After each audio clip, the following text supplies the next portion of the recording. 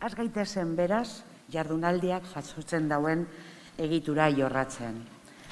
Lehenik hezkuntza sailburu ordea eta Cummings irakaslea.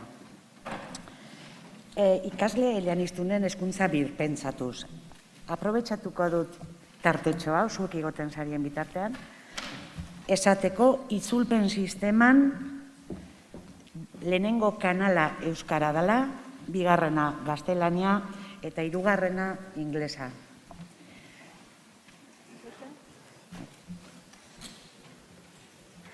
Thank you. Okay, great. Is that okay? Yeah. Hezkuntza sailburu ordea, Cummings irakaslea seguna da hitza. Eskerrik asko, Jasone. Lehendakaria, sailburua, lagunak, eskerrik asko. Aret honetara hurbiltzeagatik, egun berezia da guztiontzat. And Professor, it's a great pleasure to have you here back again in the Basque Country. Hore bat da zu hemen eukitzea berriro Euskal Herrian, 35 urte pasata gero. Eskerrik asko Eusko Jaurlaritzaren izenean, hezkuntza sistemaren izenean eta komunitate honen izenean. Mila esker. Aipatu behar badugu, ze ekarpen egin digun Cummingsek, nabarmena dala esan behar dugu, ezta? Sorreratik, Euskal Irakaskuntzaren sorreratik, bide lagun izan dugulako, eta zuetariko askok ezagutu duzue beraren ekarpena. Eta errebizio txikitzo bat egiten badugu, hezkuntzaren berrikuntzan, hezkuntzari buruzko dokumentazioetan, aipatuena izan dala, esan dezakegu, ezta? Hasieratik, aintzat hartu izan ditugu Cummingsen hainbat eta hainbat teoria, hainbat input, labur aipatuko ditudanak, Atalase mailaren hipotesia, guztiontzat ezaguna dana, etxeko eta eskolako hizkuntzen arteko interdependentzia hori, binomio garrantzitsua izan dela gure hizkuntza plangintzetan, nork ez du ikusi dokumentuetan, aurkezpenetan, haizeberren irudia, ezagutzen duzu edanok, azpiko gaitasun komuna, edo hizkuntza aldaerak, formala, informala, eta hori lotuta, aisialdian, edo berak eman izan dion garrantzia aisialdiari. Euskararen aldaera informala lantzeko eta are garrantzitsuena ikasleen inklusioa eta gozamena bideratu alizateko. Askotan, aipatutako hitzak izan dira. Edo ikasleen aurrezagutzak, edo egoera gutxituan dauden ikaslekiko arreta eta espektatiben lanketa. Botere harremanak, eskola, hizkuntza, eta zer esanik ez, irakasleen rola, irakasleen sinismenak eta jarrerak. Ekarpen guzti hauek oso garrantzitsuak izan dira irakasleontzat, ikerlariontzat, aholkulariontzat, agintarientzat ere bai, eta horregatik, hausnarketa egin behar dugun hausnarketa honetan, epe laburrean egin behar dugun hausnarketa honetan, bere azkenengo ekarpena oso ondo etorriko zaigu. Rethinking Education for Multilingual. Ikasle eleanitzen hezkuntza birpentsatzen. Zure teoria batzuk aipatu ditut, hemen, azken urteotan emandakoak, oso erabilgarria komunitate euskaldunarentzat eta ikerlarientzat. Esango nuke, garrantzitsuena izan dela nola bizitatu dituzu zure teoriak, beste analisi bat eginez etorkizunera begira. Eta horregatik zaude hemen, eskerrik asko berriz ere, eta zurea da hitza. Eskerrik asko. Eskerrik asko aurkezpen honengatik, lehendakari, sailburua, lagunak, eskerrik asko benetan, hore bada niretzat hemen egotea. Euskal Herrira etorri nintzen lehen aldiz 86an mintegi batzuetara, eta orduan ikusi genuen hezkuntza sistemak zer egin dezakeen euskara berpizteko. Orduan Frankoren regimena bukatuta zegoen, eta erabilera asko jaitsi zen.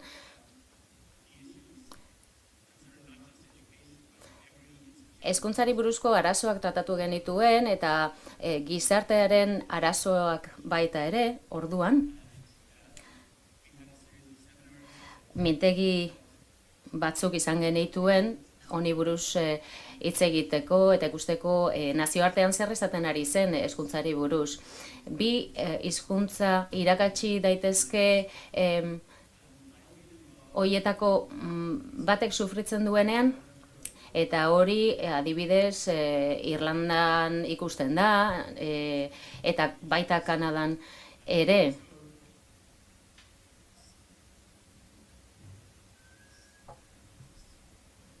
Ez dakit ondo dabilen.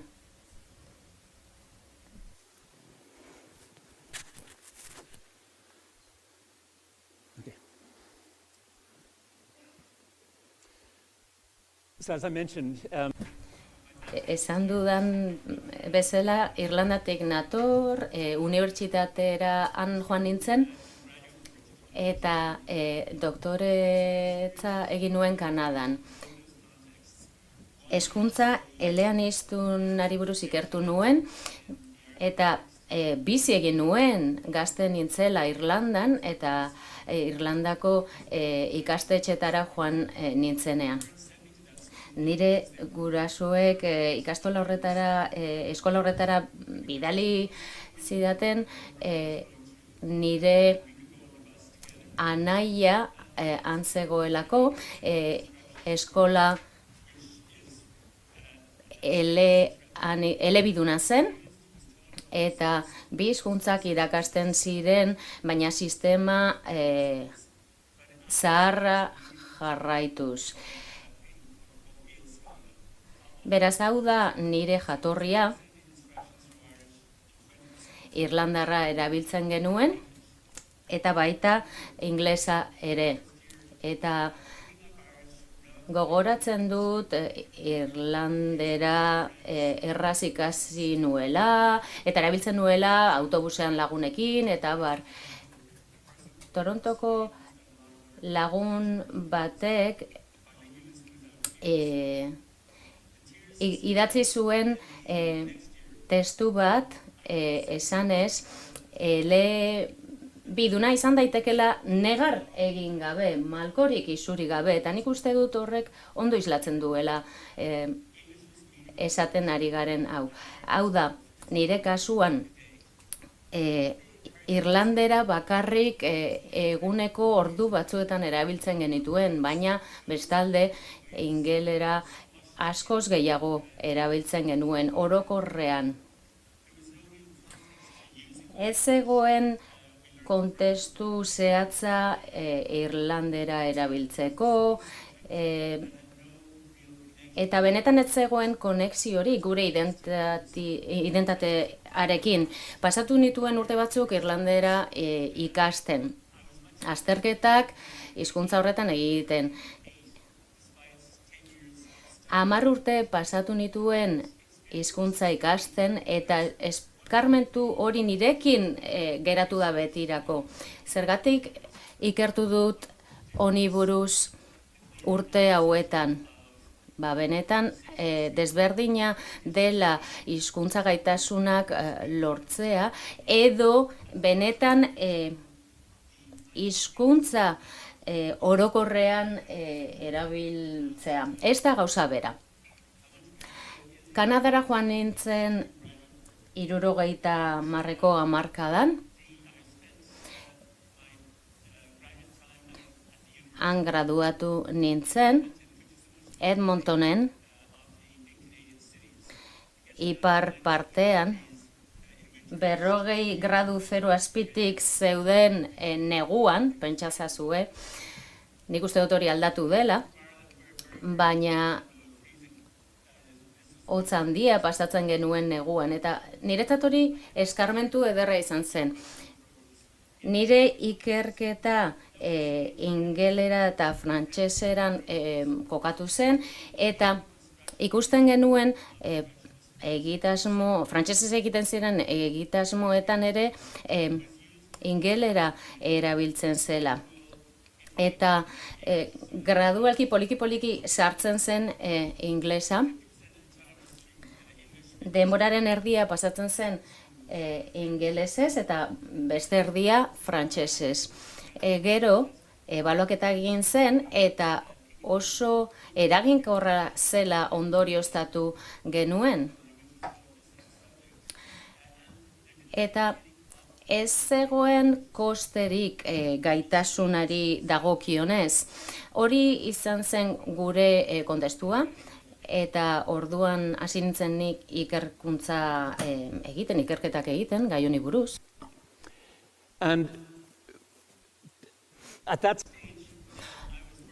Orduan ikertzaile gisa lan egin nuen, Irlandara itzuli nintzen, eta programa elebidunak inglesa, irlandesa ikertu nituen, eta ikusi nuen patroi berdina ikusten genuela. Kanadan ikusi genuena, Irlandan ere ikusten zela. Hau da, hizkuntza gaitasunen kosterik zegoela bi hizkuntzetan ikasten bazuten ikasleek. Beraz, inglesezko gaitasuna garatzen ziren, baina baita irlanderaz ere.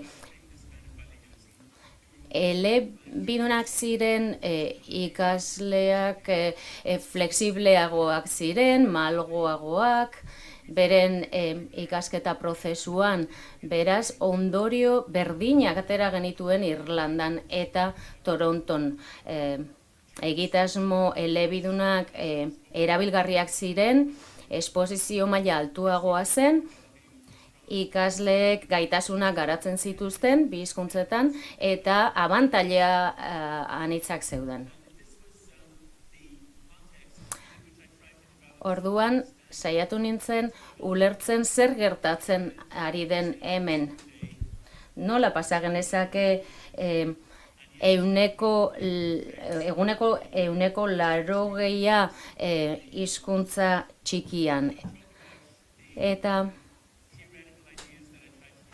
orduan garatu nituen ideia teoriko batzuk, eta Euskal Herrira etortzeko aukera izan nuen, 86an, hemen ikusten duzue nola nintzen, gaztean nintzela, eta hemen dago Mari Carmen Garmendia, Mikel Zabide, 86ko mintegiko argazkia da hau, eta oso motivazio handikoak izan ziren mintegi horiek, orduan Eusko Jaurlaritzaren konpromisoa handia zen, eta ideia berriak aplikatzen ari ziren, baina ikerketa kontuan edukita. Nire rola mintegi hauetan izan zen nazioarteko ikuspuntua ekartzea. Eta garai hartan saiatu nintzen zenbait ideia helarazten eta transmititzen besteak beste, hizkuntza bizi berritzeko eta normalizatzeko prozesurako arrakasta izan ziren gako batzuk landu ziren garai hartan, eta uste dut eredugarria dela munduan horrelako prozesu gutxi gertatu dira azken 40 urteetan. Eta nik horixe planteatzen nuen, nahi baduzu zure prozesu arrakastatxua izatea, evidentzia jarraitu beharko duzu. Eta hainbat ikerlan zauden baliagarriak zirenak ere, A eredua, B eredua eta D eredua alderatzen zituztenak, eta kasu honetan euskara eta gaztelaniaren kasura ekar zitezkeen. Txosten horietako batean, zera esaten zen, eta nolabait laburtu egin dut esaten zuena. Zera esaten zuen? D ereduko eta B ereduko ikasleek A eredukoek baino hobeto egiten dute euskaraz. Hori oroar horrela gertatzen da. Eta ikusten zena zen, frantsesez murgiltzen zirenek hobeto hitz egiten zutela frantsesa eta bigarren hizkuntzan eskolaratutakoek, hala ere, frantsesaren maila ona lortzen zuten gauza bera ikusten zen beraz. Eta, antzematen zen, ez zegoela hainbeste desberdintasun D, B eta A ikasleen artean gaztelaniari zegokienez, naiz eta prestakuntza ordu gutxiago jaso A eredukoekin alderatuta D eta B ereduetan. Eta eredu hori ikusten dugu hemen eta baita ere Kanadan. Eta hain zuzen ere, horrek uste dut konfiantza eman ziola Eusko Jaurlaritzari bere eredu hori bultzatzeko. Ikusten ari ginelako beste herrialdeetan hori gertatzen zela ere hizkuntza nagusia egon arren eta ari ordu gutxiago eskaini arren maila ona lortzen zelako. Azken 35 urteetan noski erronka berriak sortu dira, baina esan nahiko nuke erronkak aukera ere izan daitezkela.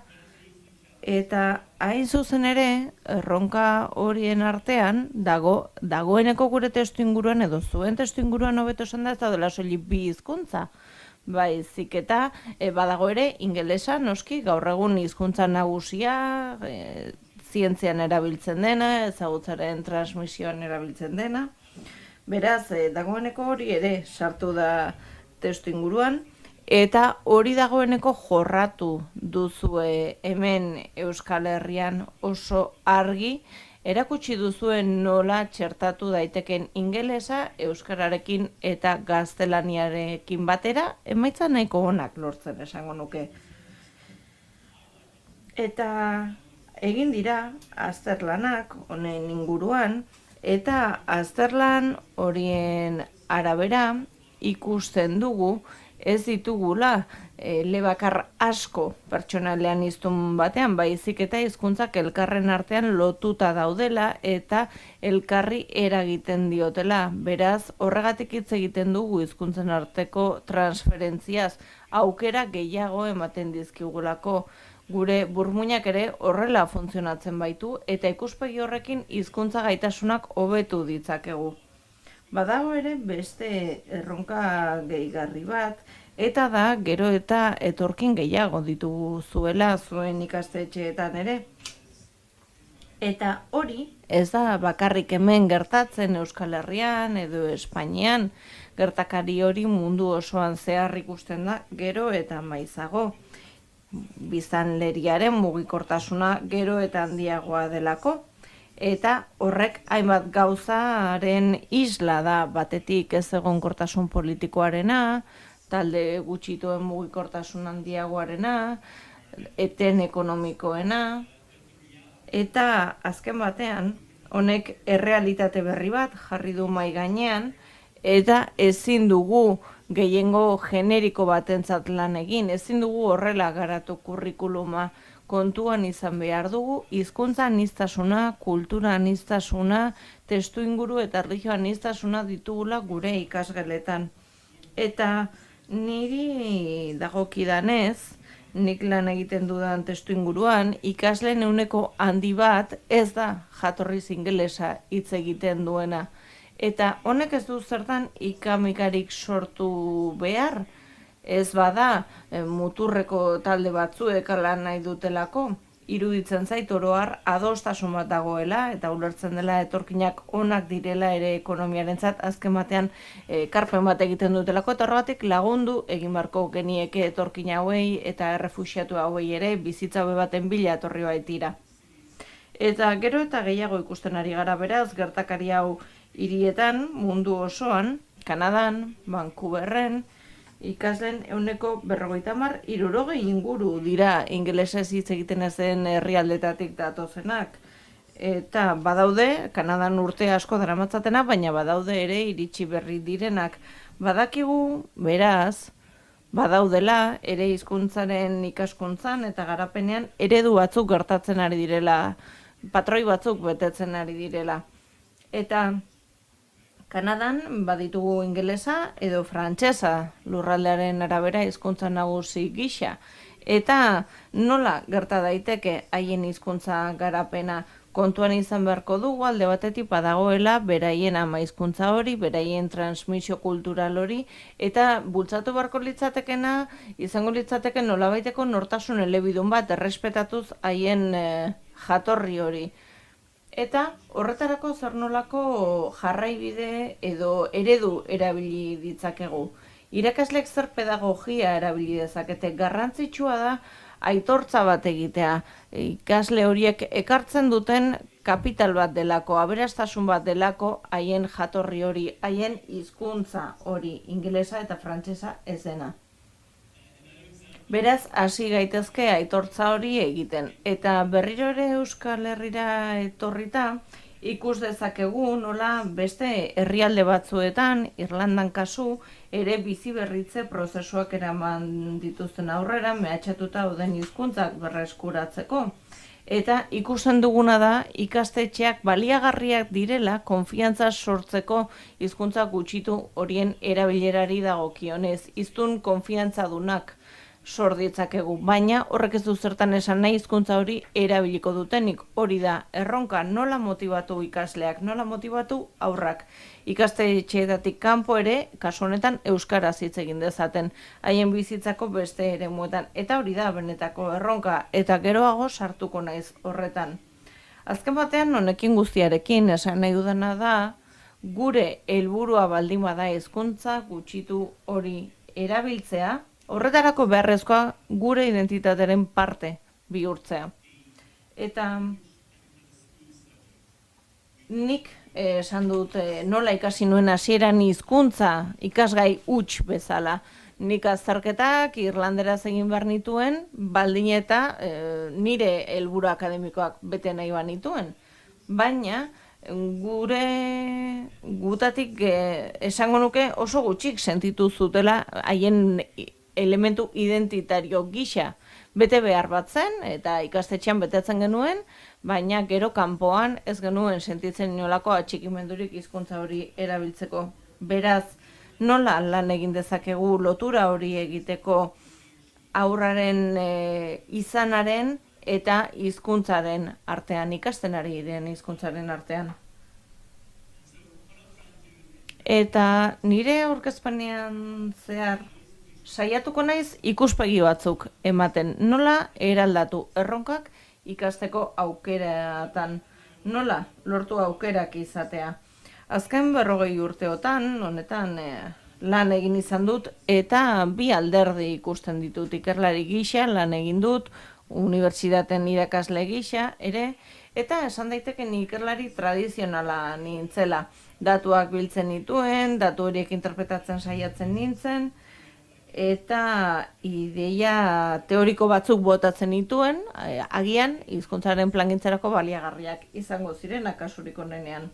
Gauzak dena den aldatu egin ziren, 80ko hamarkada inguruan, eta orduan hasi nintzen lankidentzan, ikastetxeetako irakasleekin, eta nik entzule lana egiten nuen. Ez nuen hainbeste hitz egiten. Nire lankide batzuk ere nirekin lan egiten zuten, eta ikusten genuen nola hizkuntza irakasten zen ikastetxean, nola irakasten zuten, baina ez genituen inolako ondorioak ateratzen, ez genuen esaten irakasleek hau eta bestea egin behar dute, guk ikusten genuena zen arazoak zaudela. Adibidez, nola lortu gurasoek esku hartze maila handiagoa izatea haien seme-alaben hezkuntzan, ingelesa hitz egiten ez dutenean, adibidez. Eta arazoak ikusi egiten genituen eta behatu egiten genuen zer nolako ideiak izaten zituzten irakasleek. Nola lortu ikasleen konpromisoa, nola lagundu haien hizkuntzaren ikaskuntza prozesuan. Eta horiek aipatu nahiko nituzke pixka bat adibide batzuk. Hainbat ikerlan egin nituen honekin lotuta eta interesgarria iruditzen zait horietako batzuk aipatzea. Lehenik eta behin, azpimarratu behar da, ez dela gauza bera, hizkuntza akademikoa, edo hitz egiteko edo elkarrizketak izateko hizkuntza. Eta hori kontuan izan behar dugu. Desberdina da, zer nolako hizkuntza erabiltzen dugun ikastetxeetan, eskolak emateko orduan, eta eskoletatik kanpo. Eta aurrez aurreko egoerez ari gara, Eta egoera horietan noski komunikatzeko bide asko izan ditzakegu, begirada, gure aurpegiera, berehalako testu inguru bat dugu eta gauzak seinalatu ditzakegu, gauzak errepikatu ditzakegu, hainbat bide erabili ditzakegu komunikatzeko. Horretaz gain, ere badaude hitzak sarritan erabiltzen direnak, badaude ere esamolde batzuk, egitura gramatiko batzuk askotan erabiltzen ditugunak. Normalean, aurrek garapen normal bat izan badute, 4-5 urterekin menderatzen dituzte errepikatzen diren egitura eta hitz horiek.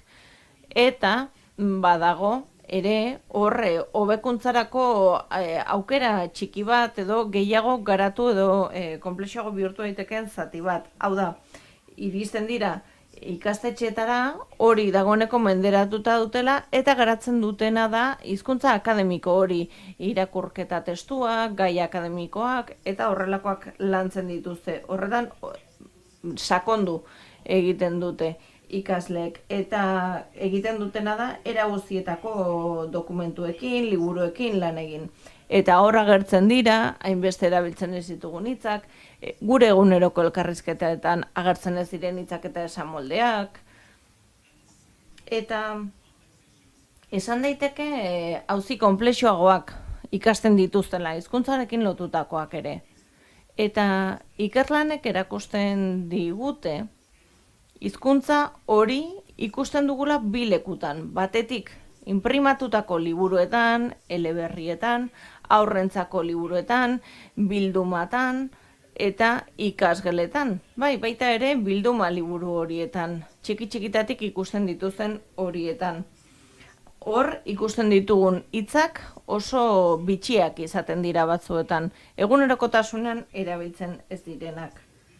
Eta gure helburua baldin bada, hizkuntza gaitasun horiek garatzea aurrengan, irakurtzeko, ulermen hori lantzeko, orduan beharrezkoa da alfabetatzarekin harremanetan jartzea hasieratik. Eta ez nabile idazkuntza eta irakurketaren irakaskuntza formalaz baizik eta lan hori egiteaz eta lotura hori sortzeaz. Azken batean, testu horietan aurkitzen dugun edukia oso garrantzitsua delako hizkuntzaren garapen erabateko bat lortzeko. Alfabetatzeaz eta hizkuntza akademikoaren irakaskuntzaz hitz egiten dugunean kontuan izan behar dugu ez dela egunerokotasunean erabiltzen dugun hizkuntza bezalakoa. Eta zenbat denbora beharko luke adibidez aurretorkin batek beste ikasle mailara heltzeko? Hemen ikus dezakegu grafiko bat, eta hemen aztertu egin zenbat denbora behar dute adibidez elkarrizketa maila hori menderatzeko. Zenbat denbora gaitasun akademikoak lortzeko. Ikusten dugu urtebete edo 2 urteren buruan normalean ikasle horiek lortzen dutela nahiko jario honez hitz egitea egunerokotasuneko elkarrizketa horietan. Ikasi egiten dute hizkuntza, patioan, ikasten dute telebista entzunda, ikaskidei entzunda, fonologia, azentua, hori guztia barneratuz doaz. Eta denbora askoan pentsatzen zen aurrek azkar ikasten dutela, ezta? Ia ez diegula irakasi behar prozesua naturala delako. Eta hori horrela da egunerokotasuneko hizkuntzarako, baina ez da hori gertatzen hizkuntza akademikoarekin. Horretarako 5 urte inguru behar izaten dituzte aurrek maila berera iristeko. Eta hori 2 arrazoirengatik gertatzen da. Alde batetik, kontuan izan behar dugu hizkuntza akademikoa konplexuagoa dela, eta kontuan izan dezagun, zer nolako testuak lantzen ditugun ikasgelan. Eta kontuan izan dezagun ere zeinen mailara iristen ari diren aurretorkin hauek, zeintzuk dira jomuga. Ama hizkuntza gaztelania dutenak, edo ingelesa dutenak, euskara dutenak, hor ezartzen dute zer nolako tartea dagoen. Eta kontuan izan dezagun, ama hizkuntza izateaz gain urtero ikasi egiten dutela, gehiago sakontzen dutela, haien lexikoan, haien irakurtzeko gaitasunean, ulermenean, beraz, ez gaitezen harritu, ikusten badugu gutxienez 5 urte behar badituzte ikasle etorkinek maila berera iristeko. Eta grafiko honetan, ikus daiteke 81 egin nuen azterlan baten emaitza, orduan hasi nintzen aztertzen, ea zenbat denbora behar zuten, ikusteko maila berera iristen zirela Kanadan. Eta hemen ikus daitekena da hiztegi proba baten emaitza. Ikusi genuena izan zen, urtebete eta gero, inteligentzia test horietako eskalak erabilita, badakigu 100 estandarra dela, hau izango litzateke 23 punturen baliokidea, urtebete eta gero. 3 urte eta gero, itxaroten dena, baina 15 puntu beherago egoten ziren. 7 urte eta gero ikusten duguna da ia maila berean zaudela edo maila berean. Hemen noski ikusten dugu leku batzuetan denbora gehiago behar izaten dutela ikasleek. Hori ikusi dugu Israelen, Estatu Batuetan, eta honek zer esan nahi du, kontuan izan behar dugula nola laguntzen diegun ikaslei, beste lekuetatik datozen ikaslei. Eta ez da bakarrik hasierako babes hori, espezialista bat izatea hasierako prozesu horretan laguntzeko. Irakasle guztiek, ikastetxeko guztiek parte hartu behar dute hizkuntzaren garakuntza prozesuan. Eta gerta daiteke ikasle batek arazoak izatea hizkuntza nagusian irakurtzeko 3 urte igaro direnean, baina horrek ez du esan nahi inolako atzerapenik duenik ikasle horrek. Hori prozesu normala da, hizkuntza akademikoa barneratzen ari direlako. Beraz kontuan izan dezagun hori gure ikastetxeetako jardun osoan. Horretaz gain, ere, badaude zenbait aplikazio erabakigarri. Eta da, zer nolako babesa ematen diegu ikaslei. Irakurtzen aldute modu aktiboan ikastetxeetatik kanpo horrek lagundu egingo die eta azkarrago iritsiko dira maila akademiko horrietara. Azken batean, hizkuntzaren eraginpean egongo direlako luzaroago. Eta beste puntu bat aipatu nahiko nuke, ikerlanetatik ateratakoa, eta zerikusia du ama hizkuntzaren eta bigarren hizkuntzaren gaitasunarekin. Eta horrela irudikatu nuen, 70ko hamarkadan hizkuntzalari askok hitz egiten zuten hizkuntza gaitasunaz iceberg bat izango balitz bezala. Eta hemen irudikatzen dena da, ikusten dena ez dela dagoen guztia, zati txiki bat bakarrik ikusten duguna. Eta hau hizkuntzara ekarrita, nola entzuten ditugu, zer nolako jarioarekin hitz egiten dute, nola oskatzen dute. Hori garrantzitsua denaren zati txiki bat, baino ez da zein da garrantzitsuena kontzeptuak, zer nolako kontzeptuak dituzten barneratuta. Eta askotan garrantzitsua diren alderdiak ez dira hainbistakoak, eta elebiduntasunaz ari bagara eta eleaniztasunaz ari bagara, kontuan izan beharko dugu, bistakoa denak ez digula erakusten. Atzetik gertatzen den hori 2 hizkuntzez 3 hizkuntzez ari bagara, jakintza hori, jabekuntza hori maila sakonago batean gertatzen da. Gaitasun hori maila sakonago batean gertatzen da, hizkuntzak elkarren artean lotuta daudelako ere. Eta horrela azaldu dezakegu, adibidez, B ereduko programek nola ahalbidetzen duten gaztelania oso ongi hitz egitean naiz eta ez eskaini hainbeste ordu. Eta hori da hizkuntzen arteko transferentzia dagoelako. Aukerak bilatu beharko genituzke transferentzia hori sustatzeko. Hizkuntzen irakaskuntza koordinatu beharko genuke, elkarren indargarri izan daitezen. Eta hori gerta daitekela jakingo bagenu, orduan aukerak biderkatuko genituzke, horrela antolatuko genukelako gure irakaskuntza jarduna. Gure helburua baldin bada ikasleek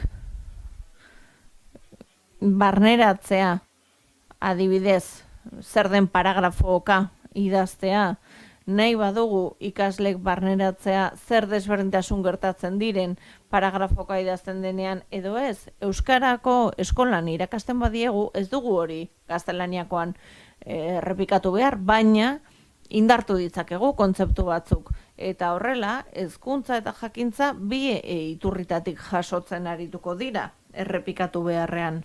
Eta adibide bat, ekarri nahiko nuke, metafora oso bizia iruditzen zaidalako. Eta duela gutxi, azterlan batzuk eraman genituen aurrera, Zelanda berrian, eta badago kajikate izeneko zuhaitz bat. Hau Zelanda berrian bakarrik jaiotzen da, eta oso lurzoru ezeetan jaiotzen da, lurzoru zingiratsuetan, eta lurzorua egonkorra ez denez, haien sustraiak elkarren artean lotuta daude, horrela indar handiagoa lortzen dute zuhaitzabek. Azken batean, sustraien sare bat eratzen da lurzoruan, indarra emanez ez bakarrik zuhaitzari, zuhaitz bakoitzari, baizik eta baso osoari. Hau da, honekin erakusten duen nahi dudana da, nola badagoen lotura sakonago bat. Eta hori izan behar dugu gogoan irakaskuntza jardueran, nola indartu sare hori. Ongi, goazen bada ikerlanetan ikusitako printzipio batzuk aztertzera, eta zer nolako eragin izan dezaketen horiek gure ikasgelako jardunean. Azken batean ikusten ari gara ea nola aktibatu, nola mobilizatu ikasleen baliabide linguistiko eta kognitibo eleaniztunak. Ikerlanek askotan aukerak galdu dituztela iruditzen zait. Eta esango nuke gakoa dela ahalbidetzea errepertorio guztia erabiltzea ikasleen aldetik. Nola bultzatu dezakegu, nola lortu dezakegu hizkuntza akademikoa menderatzea, ongi irakurtzea. Kontuan izan behar dugu, ez dugula hizkuntza irakatsi behar elkarrizketarako irakasten dugun bezala. Eta hemen kale egin dute herrialde askok irakaskuntza proposatzeko, orduan kontuan izan behar dugu, askotan badaudela familiak, ez dutenak baliabide ekonomikorik liburuak irakurtzeko eta ikastetxetik kanpo lan hori guztia egiteko. Ikusten dugu alde handiak daudela, diru sarreren arabera, ikasleek baliabide gutxi baldin badituzte, denbora gehiago behar izaten dute. Diru sarrera handiago dituzten familietatik datozenek baino, zergatik ez dutelako hainbeste irakurtzen, ez dutelako hainbeste inprimatutako material kontsumitzen. Eta gure helburua baldin bada ikasleek maila lortzea, orduan egin beharko duguna da testuinguru apropos bat eskaini lehenengo egunatik. Eta ez nabil hezkuntza formalaz, baizik eta aukerak emateaz, nola dramatizatu bi irudien artean gertatzen diren historiak, nola lotu historioak, liburuak behar dituzte, alfabetatu egin behar dira maila horretan, maila akademikoan. Eta kontuan izan beharko dugu ere identitatea. Gakoa delako ikasle guztiek hizkuntza hori barneratzeko. Lortzen badugu euskara beraiena bezala sentitzea, orduan lortuko dugu ikastetxetik kanpo ere erabiltzea. Eta jabetza psikologiko hori erabakigarria da. Lortuko baitugu konfiantza hori lortzaz gain erabilera sustatzea ere. Konfiantza sortzen da dagoeneko, orain erabilera bultzatu beharko dugu. Eta horretarako ulertu beharko dute hizkuntza gehigarri bat dela beraientzat, haien nortasunari zerbait ematen diola. Esan bezala, horretarako, helburu hori lortzeko, ikaslek haien errepertorio linguistiko erabil dezaten ahalbidetu beharko genuke.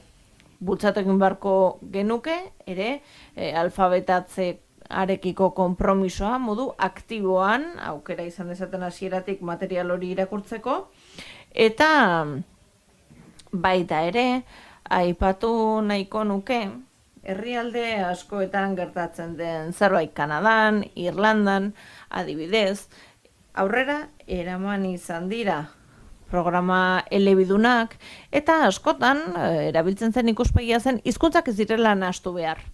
Bananduta mantendu behar direla, bereizita elkarren artean ez kutsatzeko. Eta Wallace Lambert izan zen prozesu honen aita esango nuke, eta berak proposatzen zuen ez zela mantendu behar ikuspegi elebakarrau. Berak proposatzen zuena zen nik proposatzen denaren kontrakoa nolabait. Berak esaten zuen, irakaslari ez zaiola gaitasun elebidunik eskatzen, xede hizkuntzan elebakar baten papera betetzen duena, inoiz hizkuntzan aldatzen ez duena, eta inoiz beste hizkuntza bateko materiala berrikusten ez dituena, edo aurrean ama hizkuntza inoiz ez duena erabiltzen irakasle eta ikasleen arteko elkarrekintzan. Hau da, berak esaten zuena zen ez dela itzuli behar bi hizkuntzen artean, eta azken batean ukatu egiten zuen hizkuntzen arteko transferentzia hori. Gaur egun uste dut denok ados egongo garela, esatean proposamen hori edo planteamendu hori ez dela egokia, ez dela mesedegarria.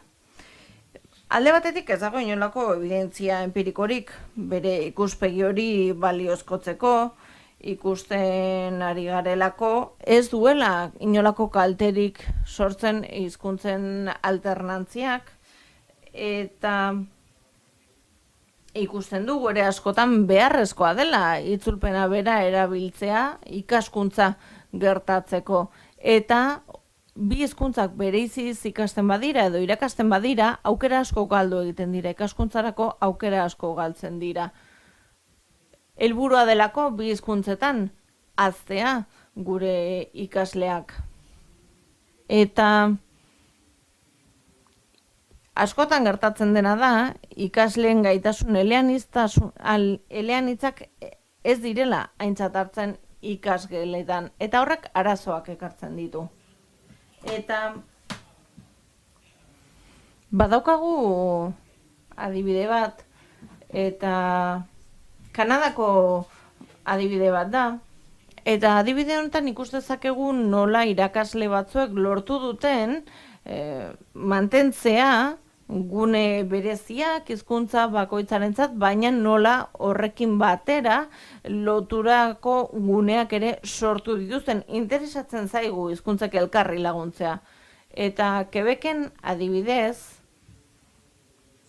Roy Lister izan zen ikerlari nagusia lan hau bideratu zuena, eta egin zuten lan honetan ikusten zuten haur hezkuntzako ikasleen 38%ak frantsesa zuela, ama hizkuntza bezala, 53%an, edo ingelesa eremuaren arabera, eta 9% beste hizkuntza bat zuela ama hizkuntza bezala. Ikusi zuten garrantzitsua zela bi hizkuntzak uztartzea, eta uztartzeko gune horiek eskaintzea ikaslei.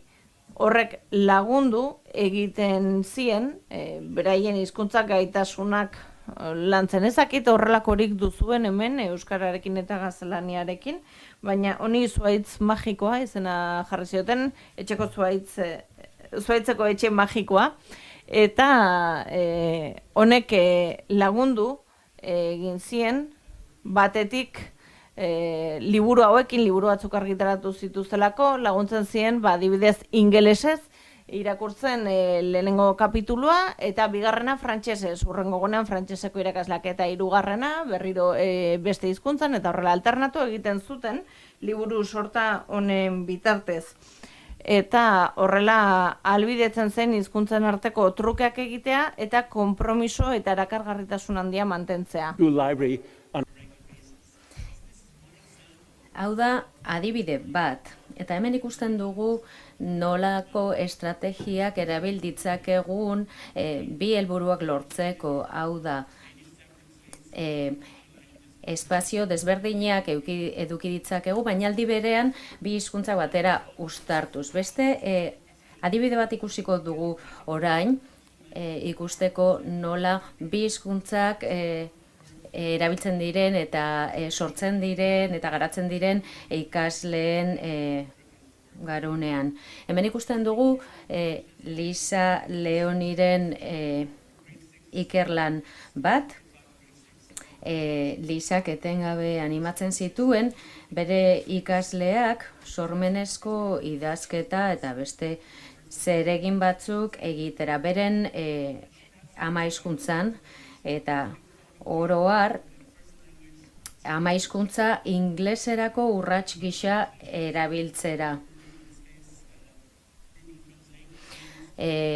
Google Translate erabiltzen zen eta itzulpen hori erabiltzen zen batzuetan. Ikaslei galdetzen diegunean nola sentitu diren, esaten digute konfiantza zutela, beren ama hizkuntza erabili ahal izan zutela. Eta horrek asko lagundu diela komentatzen dute. Normalean zer ikusten dugu falta zaiguna, baina kasu honetan konzentratzen gara eta garatzen dugu daukaguna. Eta hemen ikusten dugu nola bi hizkuntzak batera garatzen diren ikasleen burmuinean. Batek esaten zuen adibidez, ikasgelan nire lehen hizkuntza erabiltzeko baimena dudanean ingelesa idazten eta irakurtzen laguntzen dit. Ingelesez urduera itzultzen badut, urduak ingelesezko hizkuntzarako laguntza ematen dit. Gainera hobeto pentsatzen dut eta ingelesez gehiago idazten dut urdua erabiltzen dudanean. Ingelesez esan nahi dudana urduz ikusten dudalako. Beste adibide bat ikusten dugu hemen, hemen hizkuntzarekin eta beste adierazpen modu batzuekin gauza indartsuak egin ditzakegula ikusten dugu. 6. mailako ikasleak zeuden, kasu honetan, Israeletik Kanadarara joan zirenak, eta kasu honetan irakaskuntza aldamioa ikasleen errepertorio eleaniztunak erakarriz erabiltzen da. Hemen ikusten dugu irudi hau, eta hemen egin zena hebreotik inglesera itzultzea eta istorioak kontatzea. Israelgo istorioa kontatzea, Israelgo kultura garatzea eta transmititzea, eta hori guztia inglesera itzultzea beste ikasleek irakurri ahal izateko. Eta ikasle batek esan zuen, zure lehen hizkuntza erabiltzea oso lagungarria dela uste dut. Hona etorri eta gero zerbait ulertzen ez duzunean, aurra zarenean hastea bezala da. Ingelesa ez dakizu eta dena hasieratik ikasi behar duzu. Baina dagoeneko beste hizkuntza bat badakizu eta errazagoa da, itzul dezakezu eta zure hizkuntzan ere egin dezakezu. Orduan errazagoa da bigarren hizkuntza ulertzea.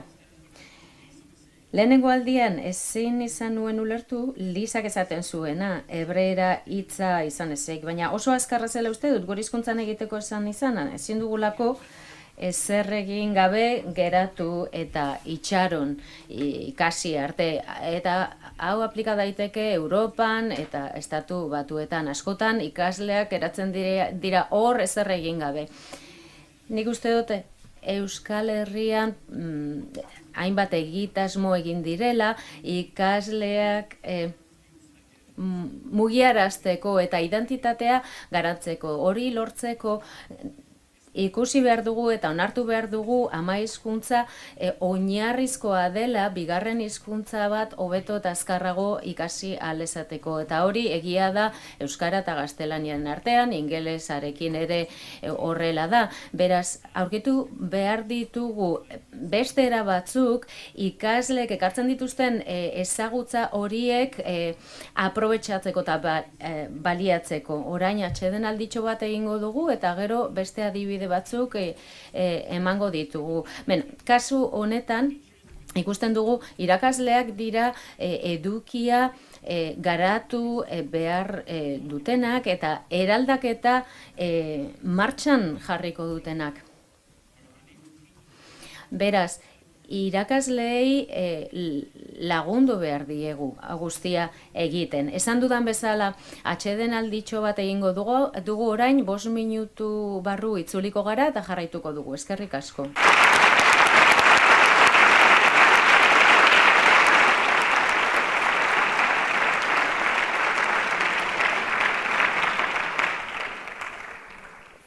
Thank you, Professor. Yeah, I think we have to say goodbye to Lehendakari jauna, mila esker, zure denbora gurekin konpartitzearren, eta hurrengora arte, eskerrik asko.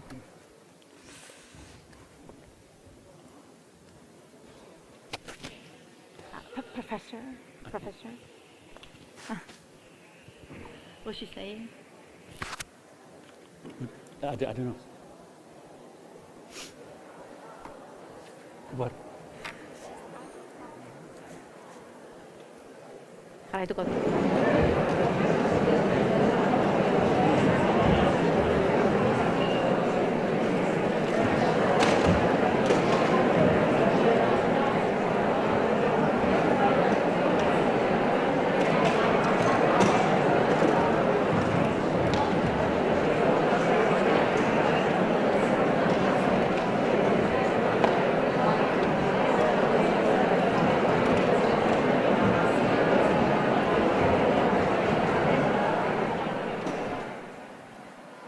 Aprobetxatuko dugu une hau, mesedez proiektatu Twitterreko helbidea, une hau, traola iztunbila 2 erabilita, irakasleai, Kamins irakasleai, galderak formulatzen al zaitezkete, eta galdera horiek hortik bidali. Traola iztunbila 2. Eskerrik asko.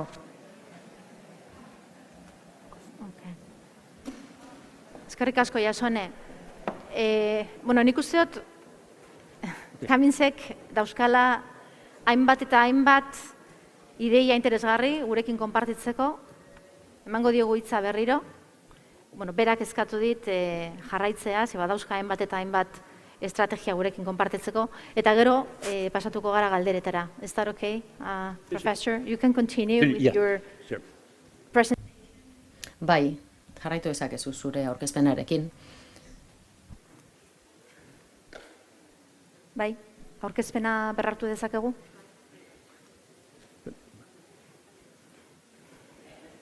Bai.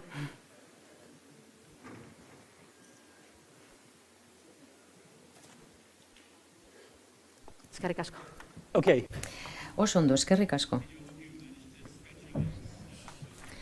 Atsedenaldi motza izan da. Goazen beste adibide bat ikustera.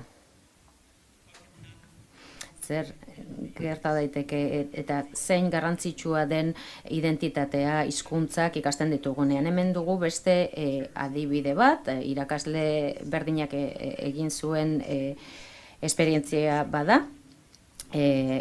Kasu honetan ikasleek istorioak idatzi behar zituzten eta helburua da beren ideiak adierazteko gai izatea, beren esperientziak partekatzea eta bere desioak eta aspirazioak komunikatzea.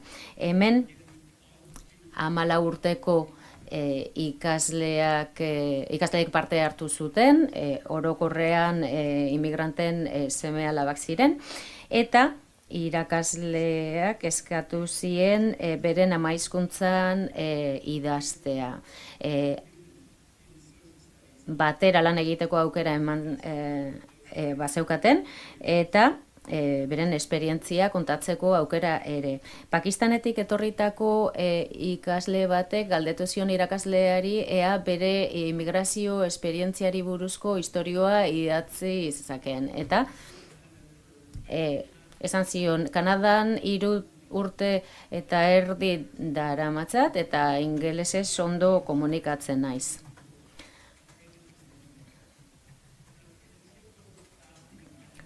Kanadako gela tipiko batean, hilabete bat pasatzen dutenean inglesa ikasten, normalean ez dira gai istorio bat idazteko. Baina kasu honetan ikasleek batera lan egin zezaketen eta galdetu zioten irakasleari ea urduz eta inglesez idazteko aukera zeukaten. Batzuk Pakistanetik etorri ziren eta beraz urdua zen beren ama hizkuntza. Hau da beren istorioa, The New Country deitzen da. Hemen ikusten ditugu beren ilustrazioak.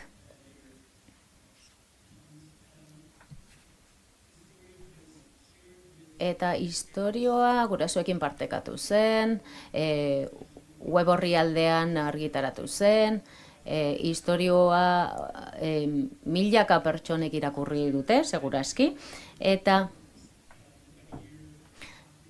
urte bat pasa eta gero, kongresu bat egin zen eta kantaren perspektiban nik uste dut oso interesgarria dela.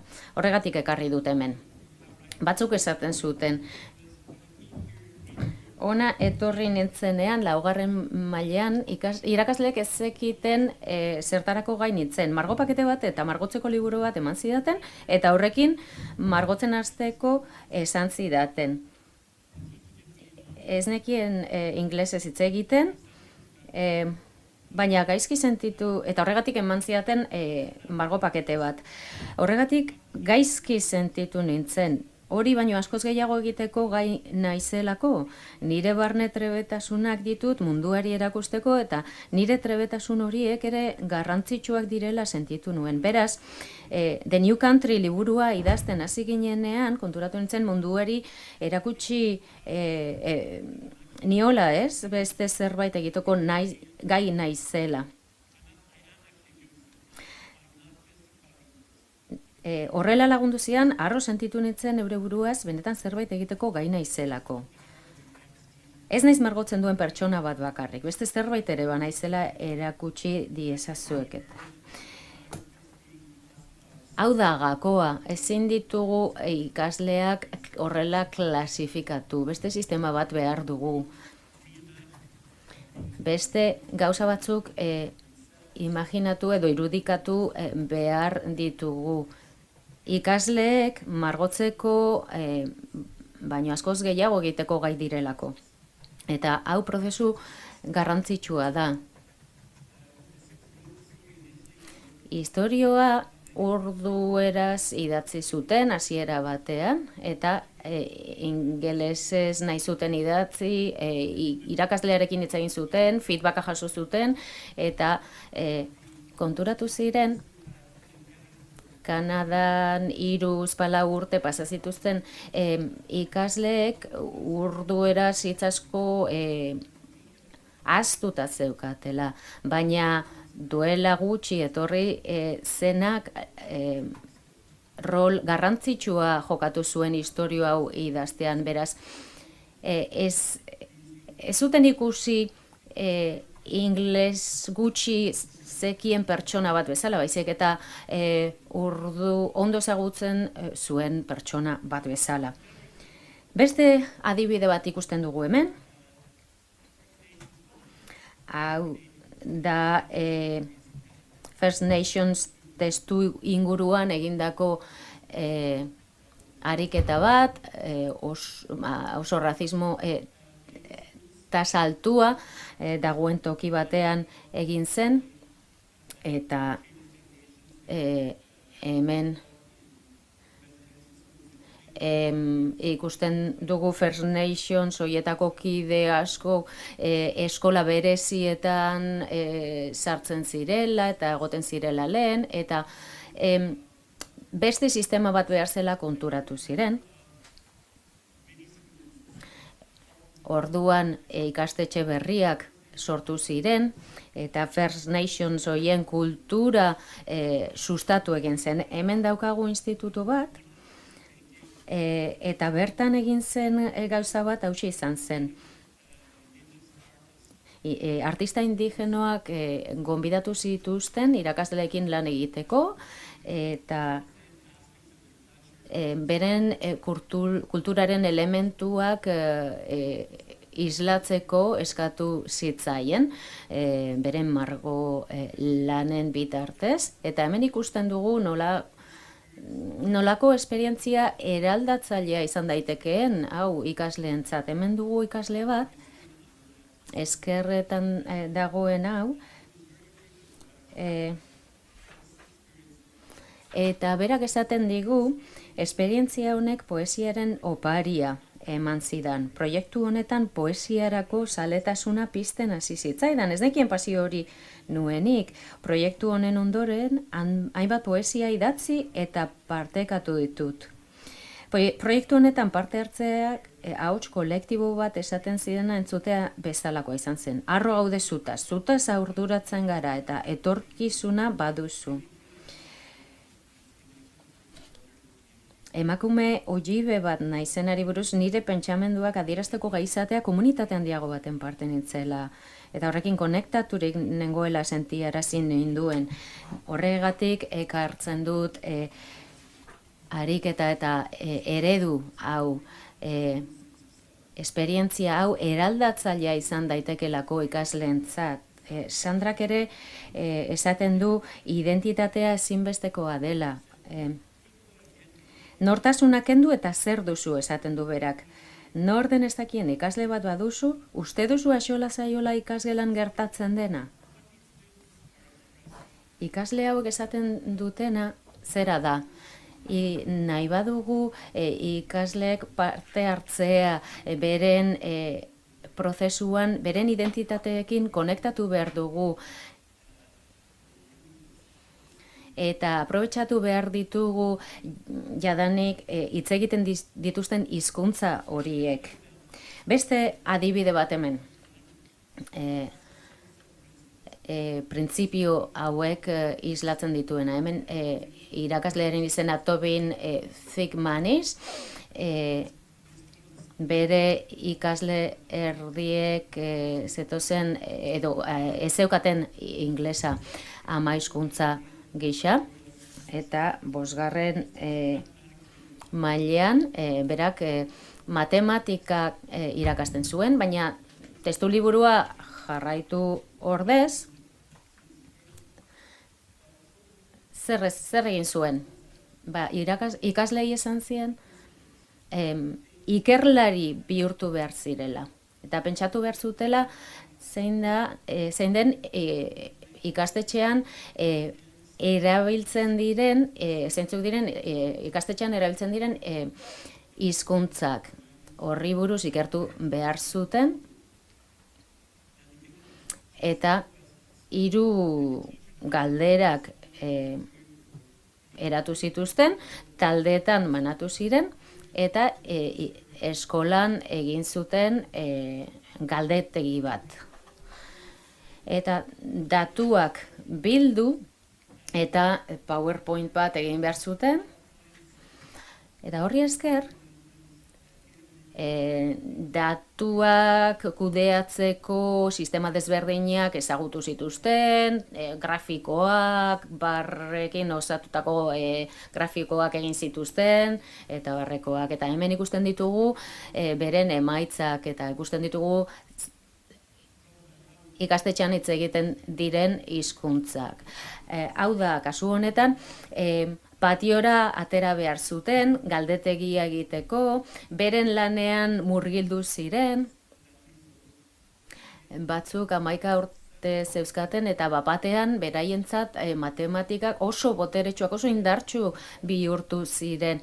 Beraz, gure formakuntza hori ikasleen bizitzan txertatzen badugu oso boteretsua, oso indartsua izango da ikasten duten hori.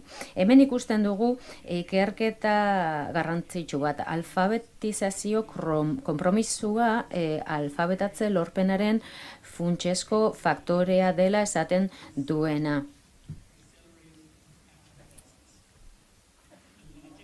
Hemen ikusten den logika hau da, hizkuntza akademikoa testu inprimatuetan aurkitzen da batez ere, eguneroko elkarrizketetan baino.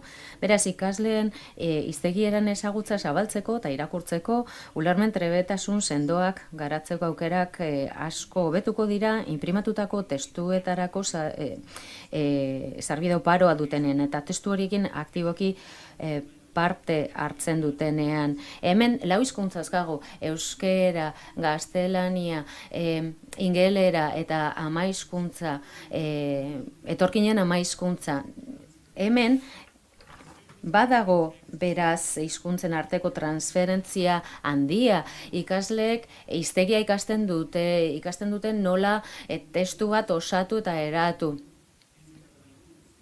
Hizkuntza desberdinetan. Eta hizkuntza batean gaitasun horiek hartzen dituztenean eta garatzen dituztenean, horrek lagunduko die beste hizkuntzetan gauza bera garatzen. Hemen, ikerketa bat egin zen, garatu gabeko herrialdeetatik datozen ikasleek baliabide gutxiago dituzte, eta testu inprimatu gutxi daukate ikastetxean. Ikusten duguna da, testu inprimatu gehiago dagoenean, irakasleek liburuak irakurtzen dituztenean, ikasleen aurrean, horrek eragin positiboa daukala.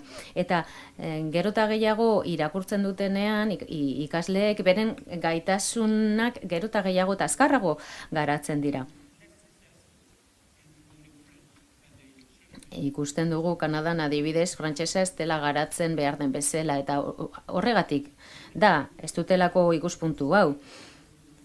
Hemen ikusten dugu John Guthrie,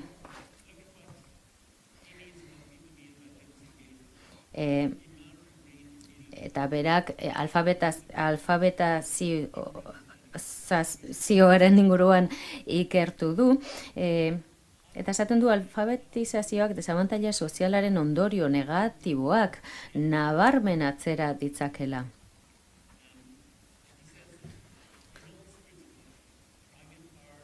Bizitzan egiten ditugun gauza guzietan, kotxe bat gidatzen dugunean, eta parte hartzea ezinbestekoa da, egitea ezinbestekoa da gaitasun horiek garatu ahal izateko.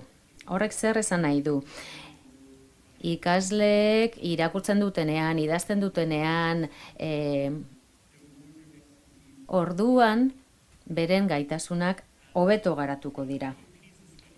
Hemen ikusten dugu PISA ikasketeten ondorio batzuk, eta hemen ikusten dugun bezala,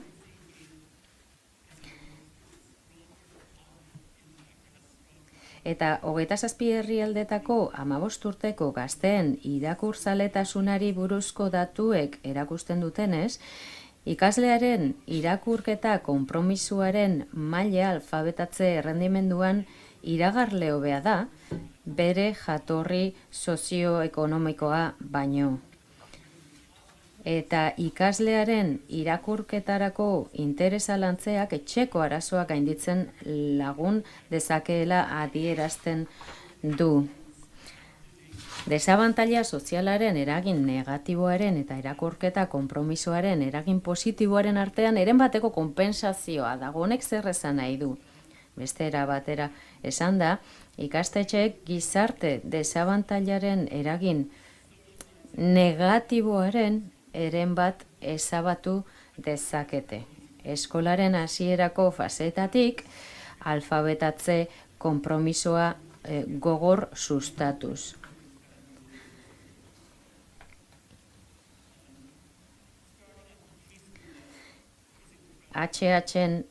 hasi behar dugu. Hemen Zelanda Berriko adibide bat ikusten dugu. Bertan 10 eta 16 urte bitarteko ikasleak behatu zituzten, eta inprimatze saturazioaren epeluzeko efektuak ikertu zituzten. 10 urterekin, diru sarrera baxuko etxeetako haurren kasuan 18 puntuko aldea zegoen. Irakurketaren ulermenean liburu gutxien eta gehien zeuzkaten HH-ko zentroen artean. Gero, 14 urterekin, liburu gutxiko HH zentro batean parte hartu zuten ikasleek, eta 12 puntu baxuago lortu zuten. HH zentroan liburu saturazio handiagoa izan zuten beste 3 taldekin alderatuta. Beraz, zen esan dezakegu, alfabetatze elementu hori ezinbestekoa dela, eta hizkuntza batean alfabetatze maila egutzen dugunean, bigarren hizkuntzan edo hirugarren hizkuntzan ere prozesua azkarrago gertatuko dela. Hemen daukagu beste adibide bat, ikasleen 100 altu batek ez zuen inglesik hitz egiten, eta hemen liburutegia zabalik zegoen 4 egunetan.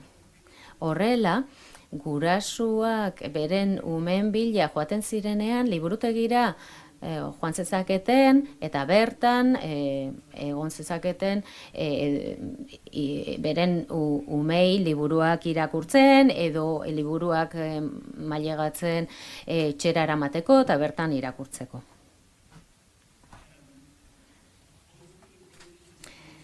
Hemen alfabetatze politikarako eskola osoaren ikuspegia dugu. Esan beharra daukat, ikastetxetan plan estrategiko bat dagoenean, gauzak errazten direla. Euskal Herrian duela asko, garatu zen plan estrategiko hori eta hizkuntza plan hori.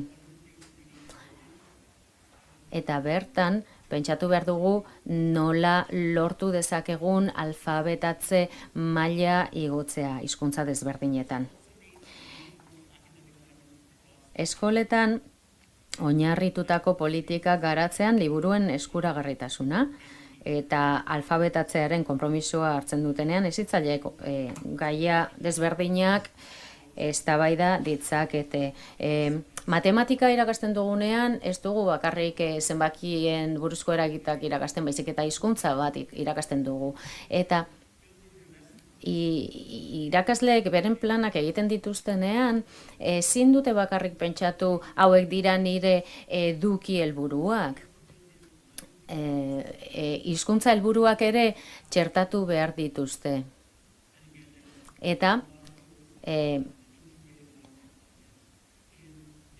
pentsatu behar dute hori nola uztartu. Beraz, lortu behar duguna da hizkuntzen arteko transferentzia baliatzea.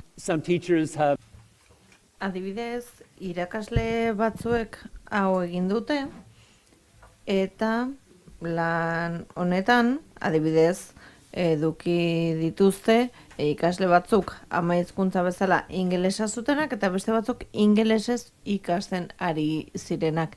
Eta hemen ikusten duguna da jatorri desberdineko ikasleak zituela eta multzokatu egiten zituzten ingelesekoak eta arabierakoak.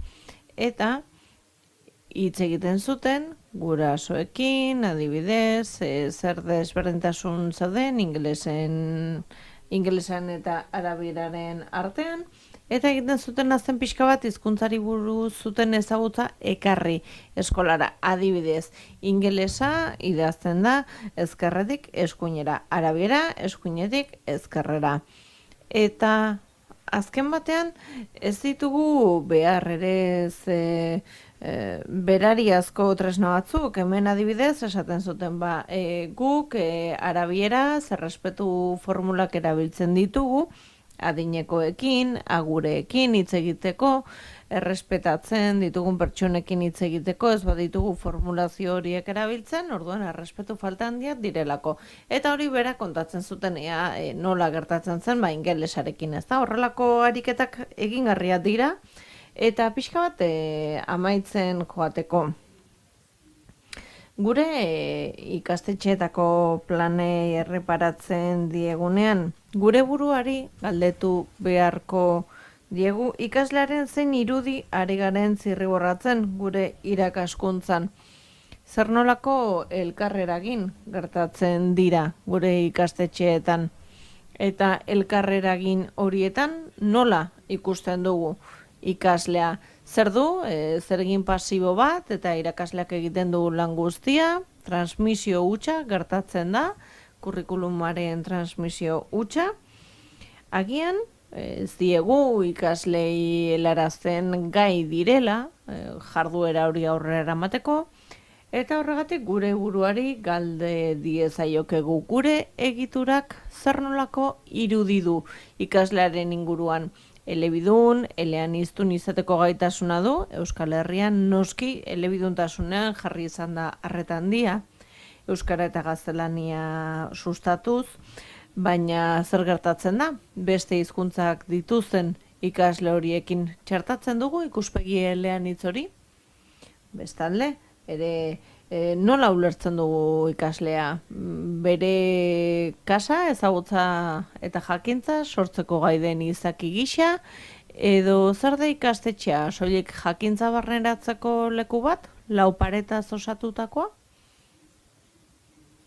Gai dira gure ikasleak imaginazio erabiltzeko, literatura artea sortzeko, haien historia kontatzeko, zer nolako irudia transmititzen diegu.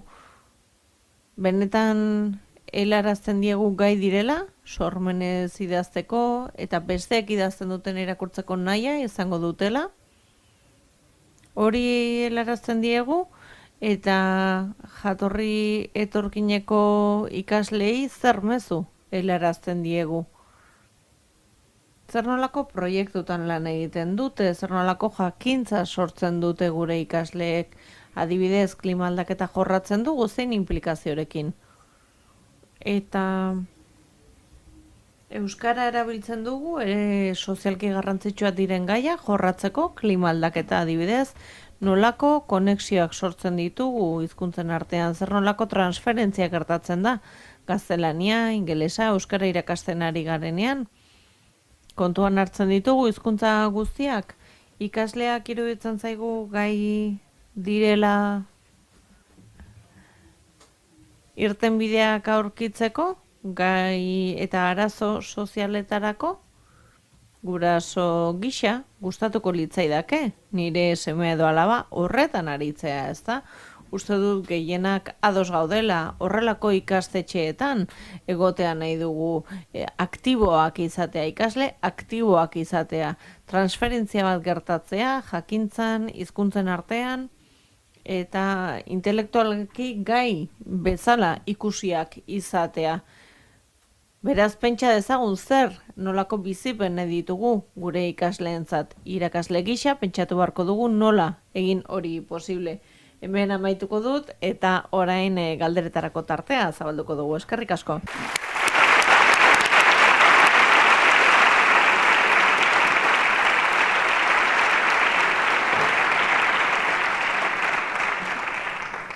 Well, thank you very much, Professor. It's been really inspiring for all of us. Thank you. And we've been actively engaged. Eskerrik asko, oso inspiratzailea izango da. Eta orain, esan bezala, galderak egiteko tartea izango dugu.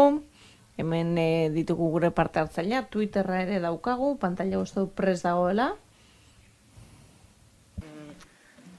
Berriro mesedez Twitterren helbidea jarri.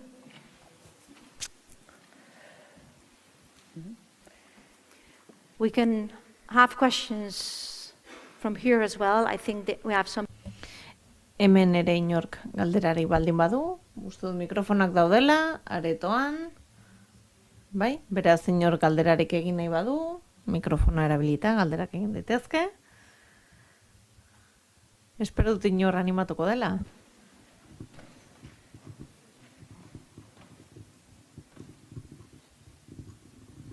Bai? Bai. A ber, ni konturatu naz ikasle batzuk ideiak azaldu behar dituztenean, haien hitzekin, bai testu bat irakurrita, naiz eta ereduan ikasi, baina pentsatu egiten dutenak erderak, gaztelaniaz, arazoak dituzte ideiak adierazteko laburpena egiteko testuaren euskeraz. Ez dakit, nik uste dut ezagutza edo trebesia nahikorik ez badago hizkuntza ez den hizkuntza horretan, ikasteko estrategia batzuk ezin dira bezala garatu, eta egian horregaitik metxa akademikoak, pertsona konkretu hienak, espero alzienak baino basuagoak direla. Ez dakit horren inguruan. Did you get the question? Do you want me to rephrase it a little bit? Sorry. Did you get the question? No. Shall I? Okay. Well, what she's trying to say is students have, well... Ez du itzulpena entzun, beraz galdera errepikatzen ari da. Azaltzen ari da nola dagoen joera hori, gaztelaniaz pentsatzeko.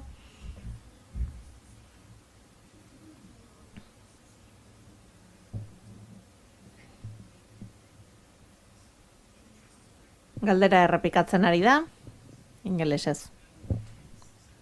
Bai. Ikasle guztiak ikastetxeetara etortzen direnean, arazoak dituztenean, edo besterik gabe ikastetxera iristen direnean ez dutelako idazteko, irakurtzeko gaitasunik, zer egiten dugu ikastetxeetan? Lagundu ikasleari garatzen. Zer gertatzen da, batzuetan erronkak sortzen direla, ikasleek ez dutenean bilakaera arrunt bat esan dezagun, eta lagundu egin behar zaie, horretan baliteke, hezkuntza behar bereziak, suertatzea ikasle batzuentzat, baliteke, beste ikasle batzuek aukera baliatu nahi ez izatea, ezakit gauza asko gerta daitezke, iruditzen zait gaur egun monitorizatu egin behar dela ikasleen bilakaera bi hizkuntzetan, kasu honetan, eta laguntza eman espero daiteken garapena edo emaitzak ez dituzten ikaslei. Eta esango nuke ezin dela modu orokor batean erantzun galdera, badaude ikasleak azkar ikasten dutenak, bigarren hizkuntza bat, badaude ikasleak denbora gehiago, behar dutenak prozesu naturalak dira. Eta Kanadan, adibidez, ikusi duguna da, behar bereziak dituztenek, izan daiteke irakurtzeko zailtasunak, edo komunikatzeko bestelako arazoak, horietan, murgiltze programetan, edo ereduetan, ez dute hainbesterainoko aurrera bide lortzen, baina arazoa ez da ikuspegi elebidun bat egotea. Eta gurasoekin askotan elkarlana egiten da, eta galdetzen zaie, aizu zer nolako testuingurua beharko luke ikasle honek, ezta? Eta hori ekar dezakegu euskara edo gaztelania ikastera. Baliteke, agian aurrorrentzat hobetu izatea beste nolabaiteko arreta jasotzea elebiduntasun programaz kanpo, edo ikastetxetik kanpo. Eta baldintzen eta egoeraren arabera izan daiteke terapia linguistiko bat behar duela edo bestelako errefortzu bat behar duela. Eta helburua da ikasleak konpromiso bat, atxikimendu bat izatea hizkuntzarekiko, eta atxikimendua gero eta handiagoa izatea.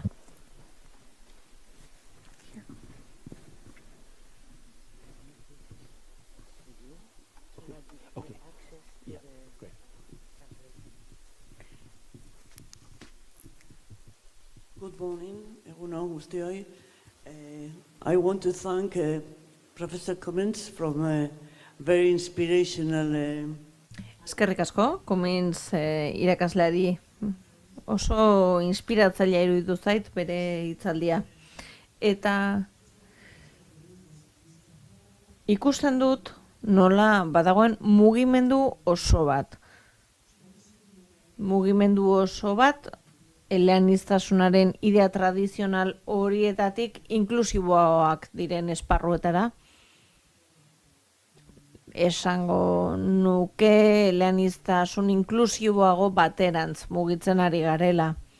Eta adibide batzuk eman dizkiguzu pedagogia inspiratzaileko jardunbideetan oinarritutakoak, eta ideia batzuek translanguagea ekarri didate burura, hizkuntza artekotasun teknika pedagogikoak, eta nire galdera da ea zer ikuspegi duzun zuk translanguagearen inguruan, García irakasleak dionaren aritik.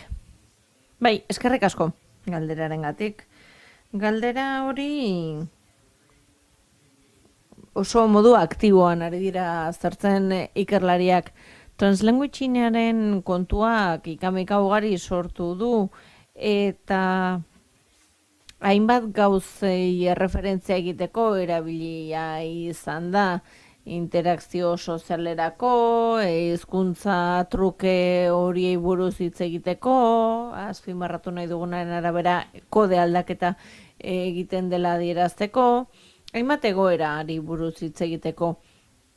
Nik translanguaging pedagogikoari buruz hitz egingo dut eta iruditzen zait horri esker ikasleek haien gaitasun kognitibo eta linguistikoen errepertorio guztiak erabili ditzaketela ikastetxeetan, ikasgelatan, eta iruditzen zait zentzu horretan ez duela ikamikarik sortzen. Iruditzen zait islatu egiten duela zer garrantzitsua den konexio bat egotea irakasten denaren eta ikasleen bizitzaren artean, aitortza bat egiten da, azken batean ikasleak dakarren aberastasun hori aintzatetsi egiten da, linguistikoki daukaten gaitasun hori, azken batean hainbat hizkuntza ikasteko baliagarria izango baitzaie. Eta iruditzen zait horri dagokionez inpaktu positibo bat duela translanguaginak. Ez du zertan izan behar edozein hizkuntza erabil daitekela ikasgelan. Iruditzen zait askotan Kanadan lankidek kezka hori izaten dutela, ezta? Nola mantendu gune bat zehazki hizkuntza gutxituarentzat. Eta translanguaginak ez du esan nahi denak balio duela. Ikasleek badakite euskara edo gaztelania erabili beharko luketela, Kanadaren testuinguruan frantsesa, ingelesa, baina badakite hori horrela dela, baina uste dut planteamendua badela hizkuntzen arteko isolamendu hori gainditzea. Beti ohituta egon gara oso bereizita dauden guneetan erabiltzera hizkuntza horiek, hizkuntza gutxitu edo ahulago hori babesteko. Baina, aldi berean gertatzen dena da burmuinean hizkuntzak ez daudela, bere izita, konektatuta daudela, eta zenbat eta gehiago landu konexio horiek orduan eta indartsuago izango ditu bi hizkuntzak. Beraz, ikastetxeen mailan prentsatu beharko duguna da nola antolatu. Eta agian, inoiz, hizkuntzaren kontzientziaren inguruan hitz egingo dugu, eta hitz egingo dugu zer desberdintasun dauden euskararen eta gaztelaniaren artean, ingelesan eta gaztelaniaren arteko sustraikidei buruz. Azken batean haien egunerokotasunean sartu ahal izango ditugu alderdi horiek guztiak eta landu egin ahal izango dugu, adibidez liburu bat gaztelaniaz, eta gero beste hizkuntzatan landu ahal izango dugu, eta argitaratu ahal izango dugu ikastetxeko webgunean, edo beste modu batera, inprimatu ahal izango dugu, eta ospatu egin ahal izango dugu, azken batean. Eta egin dezakegu zuaitzeko etxe magikoarekin bezala, ez da? Erabiliz zerbait hainbat hizkuntzatan dagoena eta irakurri egun batean euskaraz, hurrengoan gaztelaniaz, horrek guztiak eragin bat duelako ikaslearengan. Eta horrela ere zaindu egingo dugu hizkuntza gutxitua. Beharrezkoa da gune bereziak izatea hizkuntza gutxituentzat, baina beste alde batetik nolabait indartu egin behar ditugu burmuineko konexio horiek ikasleengan. Indartu egin behar ditugu hizkuntzen arteko loturak. Eta gaztelania, euskara irakasten ari garela, lotura bilatu ahal izango ditugu euskararen idazkuntza irakasten ari bagara, guazen irakastera ere gaztelanian ere funtzionatuko dioten gauzak, ez da? Guazen indartzera bi hizkuntzak. Eta irakasten ari bagara jakintza transferitzeko hizkuntzaren kontzientzia areagotzeko, orduan baliatu egin beharko genituzke eleaniztasunaren aukerak ikasgelan modu bereizian irakasten baditugu hizkuntzak aukerak galduko ditugu. Beraz, nik uste dut bi ikuspegiak uztartu egin behar ditugula, ez da bata ala bestea. Zaindu egin behar dugu euskara, kasu honetan, baina euskara ere hobetu eta indartu egingo da konexioak lortzen baditugu hizkuntzen artean. Eta beraien gaitasun elebidunak, eleaniztunak indartzen baditugu. Eta bi hizkuntzak modu produktiboan erabili ahal izango dituzte. Badaude proiektuak, horretan lagundu dezaketenak, egon dira adibideak, hainbat hizkuntzatan idatzi dituztenak ikasleek adibidez elkarrizketa batzuk egin ditzakete, inkesta batzuk, eta hainbat hizkuntzatan idatzi emaitzak adibidez. Horrelako jarduerak egin ditzakegu. Eta translanguaging terminoari buruz, bai esan nahiko nukela, iruditzen zaidala akademikoki batzuetan erabili den moduan, ez nagoela guztiz ados, baina translanguaginga ulertzen badugu ikasleak bere gaitasun kognitiboak eta linguistikoak erabiltzeko aukera gisa, errepertorio guztia erabiltzeko aukera gisa, uste dut ikamika guztia bertan bera geratzen direla.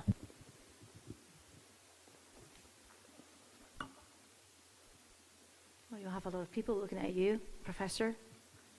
Denak zuri begira ditugu.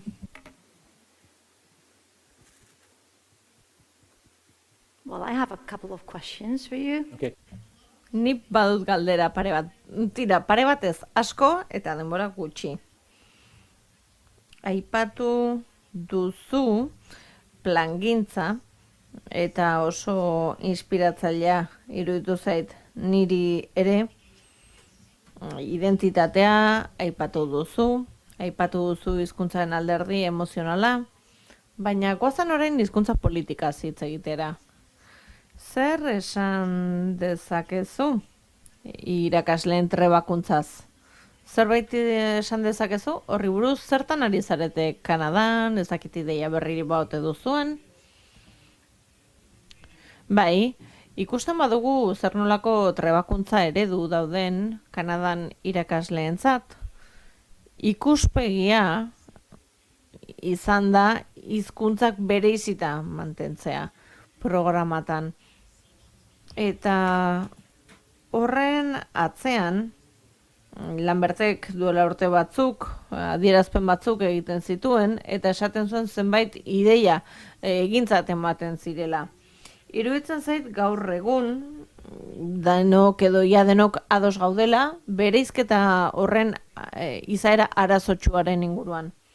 Arazoak sortzen ditu hizkuntzak bereizteak, eta esan bezala, leku bat eman behar diogu hizkuntza gutxitoari, baina baita ere pentsatu beharko dugu ea nola lagundu ikasleei ulertzeko nola funtzionatzen duen hizkuntzak, sustraikideak identifikatzen joateko, eta irakasleen trebakuntzak ere arreta jartzen du orain adibidez frantsesa irakasten dutenen artean, eta horre ikerketa gehiago irakasten ari da, arreta handiagoa jarri da hizkuntzen integrazioan, baina oraindik ere mesfidantza handia dago translanguagearen inguruan. Iruditzen zaielako, kasu honetan ingelesa sartzen bada, frantsesaren gune horretan nolabait kutsatu egingo duela. Beraz, iruditzen zait hor oraindik arazoak daudela, eta ari gara pixkanaka ikuspegi hori zabaltzen eta irekitzen irakasleen trebakuntzan. Iruditzen zait gero eta maizago hitz egiten dela transferentziaz, hizkuntzen arteko transferentziaz, baina oraindik ere nahiko mugatuta dago frantsesaren murgilketa ereduetarako ematen den trebakuntzan. Eta murgilketa eredu horiek arrakastatsuak izan dira frantsesaren kasuan, baina mugatuak izan dira ikaslek lortzen duten frantses mailari dagokionez. Frantsesez eskolaratu direnek ez dute hainbeste jario ama hizkuntza frantsesa dutenekin alderatzen baditugu. Eta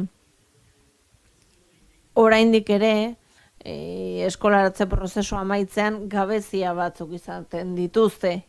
Beraz, hor asko hobetu daitezke, gauzak ikasleek haien frantseseko gaitasunak gehiago lantzeko frantsesaren murgilketa ereduetan ere. Dena den, iruditzen zait, badagoela zerbait gertatu ez dena, eta da, irakasleek zeregin aktibo bat izatea translanguagean, hizkuntzen arteko transferentzian. Iruditzen zait irakasleak eredu izan behar direla zentzu horretan, elebiduntasunaren eredu gai izan behar dira frantsesez eta ingelesez idazteko testu inguru hartan. Eta iruditzen zait hori ez dela nahiko azpimarratu irakasleen trebakuntzan eta prestakuntzan. Iruditzen zait dena den hori pixkanaka aldatuko dela, hasi gara aldaketa zantzuak ikusten, baina garrantzitsuena iruditzen zait ulertza ezin ditugula hizkuntza bereizita mantendu haien araztasuna mantentzeko ideiarekin.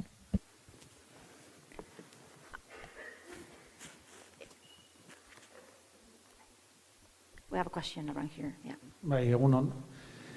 Bueno, Odeik Twitter bidez txiokatu duen galdera bat irakurriko dut, hitzez hitz. Nola lortu euskararekiko atxikimendua ikasleengan ideologiari lotu gabe? Praktikan funtzionatu ez duten hizkuntz politikekin, ereduen sistema eta bar, jendarte gero eta desideologizatuago batekin eta hezkuntza sistema asimilatu batekin. Euskara, ikaslei ulertzen dut nik, euskara beharrezko etzaienean. Horixe Odeik botatako galdera. Well, let me see if I can briefly ask you. What someone is asking in the net, how can we get... Ez du itzulpena entzun, beraz berriro ari zaio galdera egiten.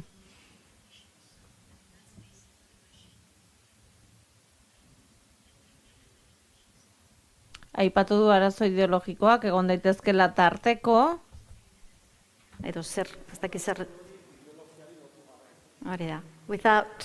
Well, it's a bit philosophical question, yeah? Galdera filosofikoa dela esango nuke ez da? Pertsona honek galdetu nahi duena interpretatzen saiatzen ari naiz. Eta hemen eztabaida handia dago, esaten dute batzuek ideologia alde batera utzi behar dela eta arreta jarri behar dela ikasleen beharrengan. Eta galdera handia da zentzu horretan. Eta zuk goizan esan duzuna kontuan izan da, zure ustez non jarri beharko litzateke arreta ikasleen atxikimendua lortzeko? Kasu honetan kontuan izan da, hizkuntza gutxitua dela eta nik zerbait erantsiko dut. Kontuan izan da ez dagoela oso hedatua erabilera. I'll try to respond as best as I can. Ongi, saiatuko naiz erantzuten, ahalik eta ondoen. Ikusten badugu zer egin dezakegun ikastetxeetatik. Ikusten badugu zer gertatuen Euskal Herrian azken 40 urteetan. Benetan adierazgarria izan da. hemen egin dena. Asko lortu da. Ikastetxeek lortu dute konfiantza maila nahiko ona sortzea euskal hiztunengan euskaraz eskolaratutakoen artean. Naiz eta horrek ez duen ekarri erabilera bat ikasgelatik kanpo. Eta horren azpian badago zerbait, eta pixka bat horri buruz hitz egiten saiatu naiz nire aurkezpenean. Gure arreta ez dugu jarri behar gaitasun kognitibo horretan hizkuntza irakasten dugunean.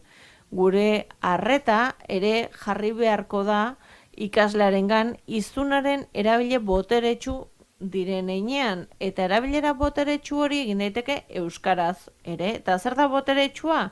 Beraien bizitzarekin konexioa duen zerbait, beraien burarekin ongi sentiarazten dien zerbait, intelektualki errespetua ekarriko dien zerbait, uler dezaten sormena erabil dezaketela euskaraz ere. Gaitasun horiek garatu beharko dituzte euskaraz ere, eta hori egiten badugu haien identitatearen parte bihurtuko da, eta ez da izango eskolan duten ikasgai huts bat. Iruditzen zait ikastetxeetan horri buruz hitz egin behar dela. Aztertu zer nolako estrategiak eraman daitezkeen aurrera, aztertu zer ikasten dugun saiakerak egiten ditugunean, beste ikastetxeekin harremanetan egon eta hitz egin, eta iruditzen zait beharrezkoa dela ikasleen identitatean, bizitza emozionalean arreta jartzea. Hori egin ezean ez dugu lortuko hizkuntza horiek gehiago erabiltzean. Noski euskararen kasuan kontuan izan behar dugu askok ez dutela aurretik jakiten eta ikasten ari direla. Baina identitatearekin lotzen badugu, orduan euskara beraien parte dela ulertuko dute eta erabili ahal izango dute ikastetxeetik kanpo ere beraien parte izango delako, eta horrela gertatuko da ere belaunaldi arteko transferentzia hori. Iruditzen zait arrakasta handiak lortu dituzuela hizkuntza politiketan, irakasleek ere lan handia egin dutela, buru belarri aritu dira euskararen ezagutza sustatzeko. Beraz, hor arrakasta izan duzue. Oraingoa zen galdetzera gure buruari, nola lortu arrakasta handiagoa hizkuntza gehiago erabili dadin eta ikaslek beraiena dela sentitu dezaten. Eta hizkuntzarekin lan egiten dugunean, iruditzen zait, agerian geratzen dela ikasleek gogoratu egiten dutela zer egiten duten, zer egin duten, gogoratzen dituzte proiektuak baldin eta harro sentitzen badira egin dutenarekin, gurasoak harro agertzen badira, irakasleak harro agertzen badira, ikasleek mezu hori jasotzen dituzte produzitzen dutenaren arabera euskaraz eta beste hizkuntzetan. Eta hori barneratu egiten dute, eta hori ere haien identitaren parte bihurtzen da. Bai, zure liburuaren parte batean, jardun bidez hitz egiten duzu, aipatzen duzu beharrezkoa dela, solas bat edukitzea eraikuntza teorikoekin ere. Eta hitz egin dezakezu irakasleen zereginaz, eta zuk zure liburuan esaten duzu irakasleak jakintza eratzailea direla eta ikasleak ere. Hitz egin dezakezu horri buruz, iruditzen zait nahiko ideia berritzailea dela. Bai, nik esaten dut irakasleak badirela jakintza eta ezagutza sortzaile, hori horrela dela iruditzen zaidalako. Eta horrela adierazten dut liburuan ere. Kasu honetan irakasleen lanean jartzen dut arreta handia, eta ikusten baduzu zer adibide ekarri ditudan eta zer adibide jartzen ditudan. Adibide horietan, ikerlarien lana ez da izan ikastetxetara joan, eta esatea, aizue, hau egin behar duzu, ezta? Testuinguruak berak arazoak erakutsi ditu, irakasleek haien ideiak ekarri zituzten, solas bat gertatu da, eta irakaslek beraiek sortu dituzten nik ekarri dituan adibide edo aukera horiek. Eta lehen esan bezala, nire jardun akademikoa bi zatitan bana daiteke. Lehenengoan, ikerlari tradizionala izan nintzen, eta datuak biltzen nituen, hori nolabait idazten nuen, argitaratu egiten nuen, aldizkari akademikoetan, eta geroago entzute eta behaketa ariketetan murgildu nintzen, irakasleak behatu eta haiei entzun egiten nien, ikasgeletan gertatzen zena jasotzen nuen, eta beste testuinguruetan ikusten nuenaren berri ematen nien irakaslei. Eta beraiek aztertzen zuten, ea balio zien ala ez, edo beste zerbait asmatzen duten. Horregatik diot irakasleak ezagutzaren sortzaile direla. Eta uste dut garrantzitsua dela ere guk pentsatzea zer gara irakasle gisa, nor gara, zer gara unibertsitateetatik jasotako ezagutza horren hartzaileak edo sortzaileak gara, badugu gaitasuna sortzaileak izateko, eguneroko erronkei erantzuteko, eskola guztietan daudelako erronkak. Gaitasuna dugu ideia berriak sortzeko, batzuek ongi funtzionatuko dute, beste batzuk ez hain ongi, azken batean eginez ikasten dugu. Eta garrantzitsua da ikustea ere, harreman bat dagoela irakasleen eta ikerlarien artean, ez dago harreman jerarkiko bat, maila berean gaude, eta harreman hori horrela ulertzea gauza boteretsua da. Guk ikerlariek irakaslengandik ikasi behar dugulako, nik ikasi dut, eta nire zeregina ikerlari gisa da adibideen berri ematea, hemen egiten ari naizen bezala. Eta hitz egin dezakegu arazo hauei buruz, aukera hauei buruz, baina ziurrenik zuek aurkituko dituzue zuen irtenbideak, zuen ideiak. Nire zeregina da aukera horien berri ematea testuinguru konplexuetan bai gaude. Eta uste dut garrantzitsua dela ideia hauek pixkanaka irakasleen prestakuntzetara iristea, baina ulertu beharko dugu ez garela kurrikuluma jarraitu behar dugun langile batzuk. Ez gara horretara mugitu behar. Gure jardunbide onak badira ere gure testuinguruko arazoak sormenez ebaztea.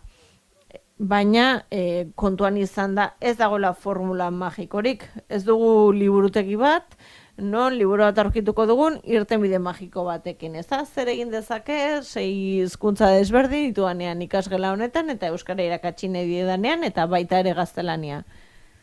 Egoerak ezagutu ahala, egoeren aurrean aurkitu ahala, ikus dezakegu printzipio batzuk jarrai ditzakegula, loturak sortza, konexioa kurrikulumaren eta ikasleen bizitzaren artean, eta irtenbideak sortu joango dira, eta hori partekatu ditzakegu. Uste dut horrela lan egin behar dugula, arazoei irtenbideak bilatuz ikastetxeen baitan. Ikerlarien beraien partea egingo dute, beraien lana egingo dute, eta eragile guztiek beraien lana egingo dute, baina iruditzen zait garrantzitsua dela konturatza irakaslek ezagutza sortzen dutela. Eskerrik asko. Twitter bidez, heldu zaigun beste galdera bat, hitzez hitze irakurriko dizuet. Eskolan hizkuntza gutxiagotu bat erabiliz gero komunikazio hizkuntza nagusi bezala, denboraren zein ehuneko emango zenioke komunikazio gaitasunaren dimentsio bakoitzari. Hau da, ahozkoaren ulermenari, irakurketari, mintzamenari, elkarrizketari eta idazmenari. Eskerrik asko. Did you get the question? I missed the first part, sorry. You missed. Bai, galdera errepikatzen ari da euskeraz. Much time should we devote to its communication skills? And specifically, it mentions reading, writing, oral skills. I think that's quicker. Yeah, okay. Oso ondo. Bai, denborari dagokionez. Eta denborari buruz hitz egiten dugunean, pentsatzen dugu kurrikulum tradizional batean gaudela, eta horrela, denbora kopuru bat esleitzen dela matematiketara edo hizkuntzara eta bar. Baina niri gustatzen zait beste era batean pentsatzea. Nola indartu dezakegu alfabetizazioari buruzko ezagutza. Eta nola jakin dezakegu hobeto nola ikasten den hizkuntza bat. Ez dezagun pentsatu ikasgai tradizionalengan, baizik eta nola konektatu dezakegu kurrikulumen zati batean dagoena beste batean dagoenarekin. Adibide bat eman dizuet, matematikari buruz, hor irakasleak noski matematika irakasten ditu, baina ez du liburu bat jarraitzen. Horren ordez, pentsatzen du, nola konektatu dezaket nire ikasleen identitateekin. Eta hor, badago solasaldi bat ikasleen jakin nahi dutenari buruz, hau ez da matematikari buruz, baizik eta nolakoak garen komunitate gisa, horri buruz ari gara. Eta, beraz, hizkuntza txertatu behar dugu prozesu honetan. Adibide horretan, ikasleek egin zuten galdetegia eta gero pentsatu zuten nola parteka ditzakegu gure ondorioak eta ikasi dugun hori goazen txosten bat eratzera, idaztera. Eta testu inguru elebidunean egiten dugunean, txosten hori idatzi dezakegu gaztelaniaz, euskaraz, inglesez.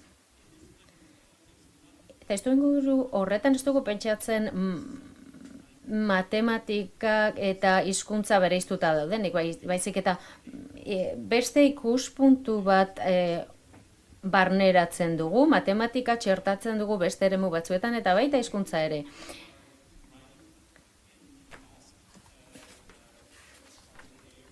Idazketari buruz pentsatzen dugunean, pentsa dezagun nola aprobetxa dezakegun hori gaztelania irakasten dugunean, eta alderantziz. Edukia ikasten ari bagara zientziak irakasten ditugunean, adibidez, zergatik ezin dugu hori baliatu euskaraz eta gaztelaniaz ikasten dugunean.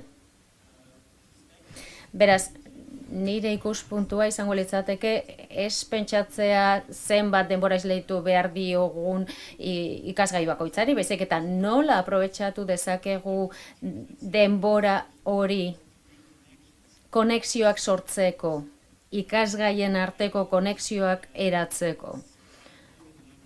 Eta horrela nola txertatu dezakegu alfabetazioa hor.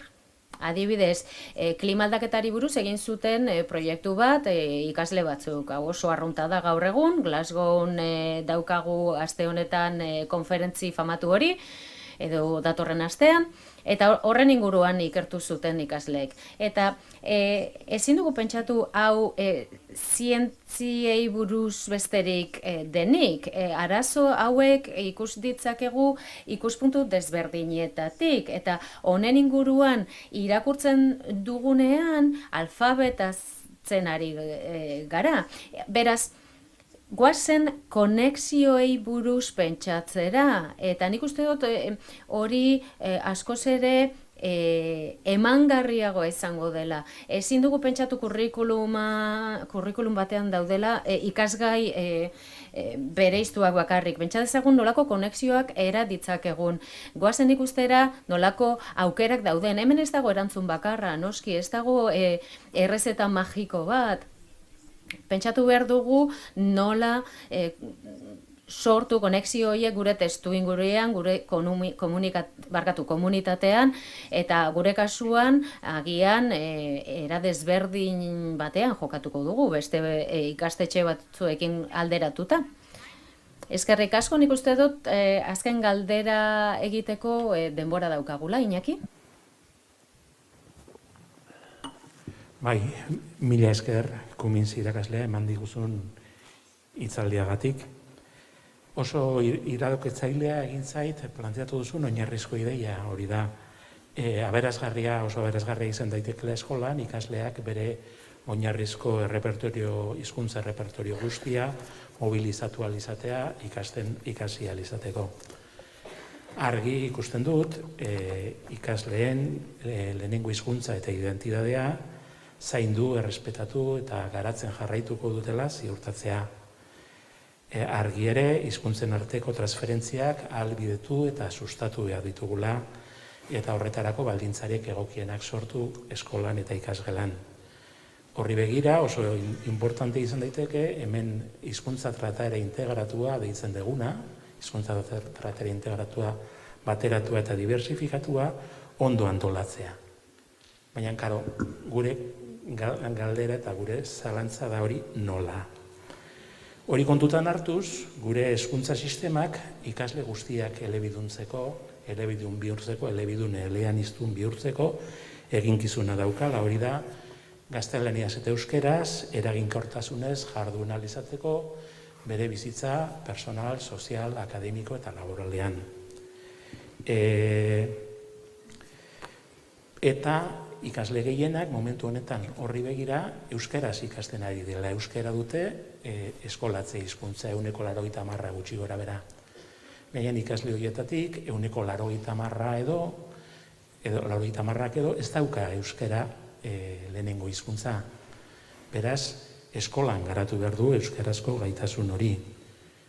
Jakin badakigu, eta zuk ere ondo dakizu hori, gure realidade ondo ezagutzen dezulako, euskara hizkuntza minorizatua dugula, gizarte mailan presentzia urria daukana, eta ikasle askok eskolatik kanpo ez dutela euskara erabiltzeko edo euskarazko gaitasuna garatzeko aukera handirik. Ikasle gehienek eskola duten gune nagusia eta askok bakarra. Orduan, justu jarri dituzun adibidetan, oso adibide interesgarriak danak, baina gehienak migrazio egoerak ziren. Migrazio egoera horietan, ikaslek baliatzen zituzten bere lehenengo hizkuntza, lanak hobetu egin ahal izateko eta neurri batean ere inglesa eskolatze hizkuntza hobeto ikasteko. Baina, karo, ikasle horiek inglesa ikasteko aukerak eta arrazoiak eskolaz eta eskolaz kanpo ere ugari dituzte. Geurean berriz, minorizazio egoeran daudenean, bueltatzen dut lehengo idei horretara, eskola dute euskara erabiltzeko eta ikasteko gune nagusia, batzuk bakarra. Orduan, nola artikulatu hori da gure zalantza, nola artikulatu hori? Haiek ikus dezaten, badakigu euskarazko gaitasuna garatuko dutela, baldin eta eskolan bertan euskara erabiltzeko aukera askotarikoak, gero eta konplejoak baldin badituzte. Eta horretarako euskaraz aritzeko ohitura eta joera ere garatu behar dutela. Orduan, gure zalantza hori da, nola artikulatu hainbat hizkuntzen erabilera momentu batean izan daitekena, eta horrek nolabait ez dezan nolabait gastatu edo igatu eskolaren erabilera, eskolan euskaraz aritzeko ohitura hori garatzea eta eskolaz jarduteko joera hori garatzea. Pixkat hori dugu nolabait hemen gakoa momentu honetan aztertzeko. Eta galdera izango litzateke, horren inguruan pista referentziaren bat eman aldiguzun.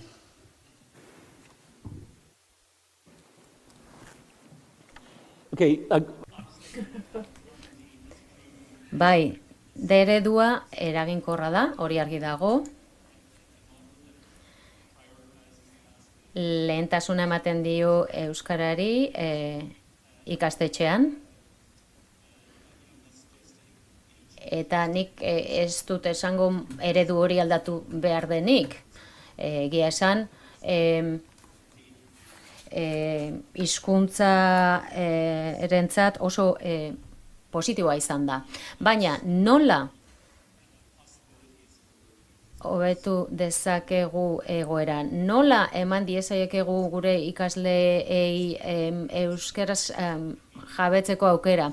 Euskara ez da bakarrik komunikatzeko hizkuntza bat, edo azterketak egiteko hizkuntza bat, baizik eta beren identitatearen parte baita.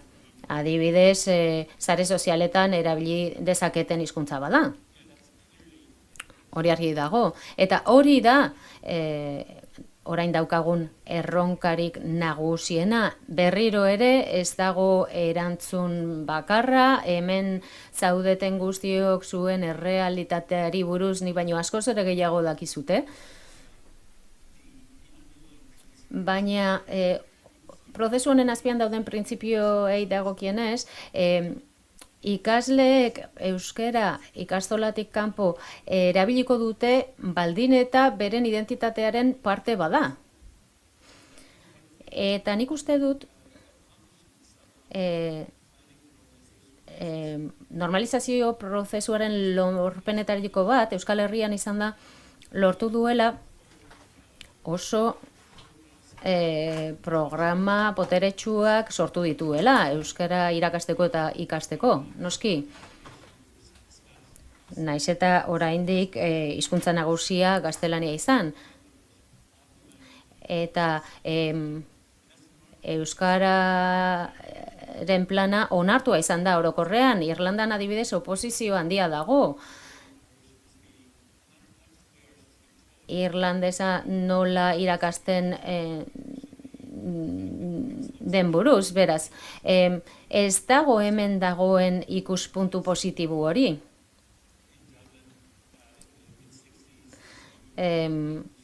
Hirurogeiko hamarkadetan egin zenaren ondorioz gaude, orain gauden egoeran, Irlandan, eta oposizio hori eta haserre hori oraindik mantentzen da han. Hemen ez dugu hori ikusten, hemen Mari Carmen Garmendia eta beste batzuk oso lan ona egin dute eta hoiei esker euskarak bere estatusa mantentu ahal izan du ikastetxetan.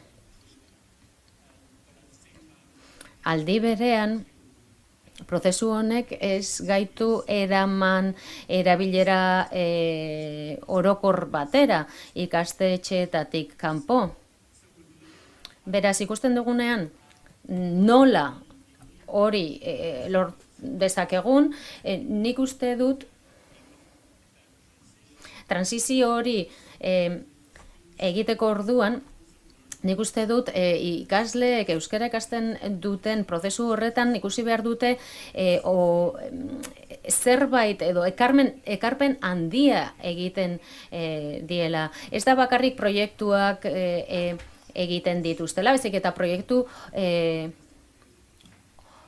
horiek arrotasun bat eman behar die ikasleentzat. Eta feedback positiboa jasotzen badute beren gurasoengandik eta irakasleengandik are hobeto izango da beraientzat. Beraz, ereduaren struktura edo egitura mantentzeari buruz, esango nuke ondo dagoela, mantendu dezakegula, baina nik uste dut euskararen erabilera hobe dezakela, lehiarik ez balego euskara eta gaztelaniaren artean. Eta nik badakit oso marra zaila dagoela hor, edo oso irizpide zaila dela. Ez dugulako nahi euskara gutxiago irakatsi, eta batzutan horrela ikusiko dugulako. Baina ikasleek ikusi behar dute bi hizkuntza horiek direla beraien parte. Eta bi hizkuntza horiek uztartu behar dira proiektuetan, beren eginkizunetan, beren bizitzan, ez dakit, klima aldaketari buruzko proiektu bat egiten dutenean. Zergatik ezin dute egin bideo bat, euskaraz eta gaztelaniaz horri buruz hitz egiteko. Eta bi hizkuntzetan ikasten duten hori asko lagunduko die. Goazen komunikazio edo transferentzia horri espazioa ematera. Bestela, hizkuntza gutxitua eta ama hizkuntza ez den hizkuntza gutxituaren erabilera jaitsiko da. Beraz, nik uste dut, benetan, lehia atera behar dugula ekuazio honetatik, eta utzi behar zaie ikaslei bi hizkuntzak ikasten eta pentsatzen bi hizkuntza horiek beren parte direla. Eta bi hizkuntzen arteko harreman horrek laguntzen diela. Benetan, nik uste dut hori ikuspuntu egokia izango litzatekela, noski hau nire iritzia da, ez dut ikerlanik egin honi buruz, eta ezin dut ikuspuntu zientifikoagoa partekatu hemen zuekin guztiokin. Oso ondo, eskerrik asko. Oso garrantzitsua da guretzat zure hitzak entzutea esaten duzunean gure eredua eraginkorra izan dela eta ez dugula aldatu beharrik. Benetan oso interesgarria sistema ona daukagu, baina erronka asko dauzkagu etorkizunera begira eta ziur nago zure ideiak oso interesgarriak izango direla hemendik aurrera eta oparitxo bat nahi dizugu eman gure esker ona adierazteko. Duela urte asko etorri zinen Euskal Herrira, asko ikasi dugu denbora honetan, eskerrik asko bihotz-bihotzez. Much better quality than what I could. Thank you.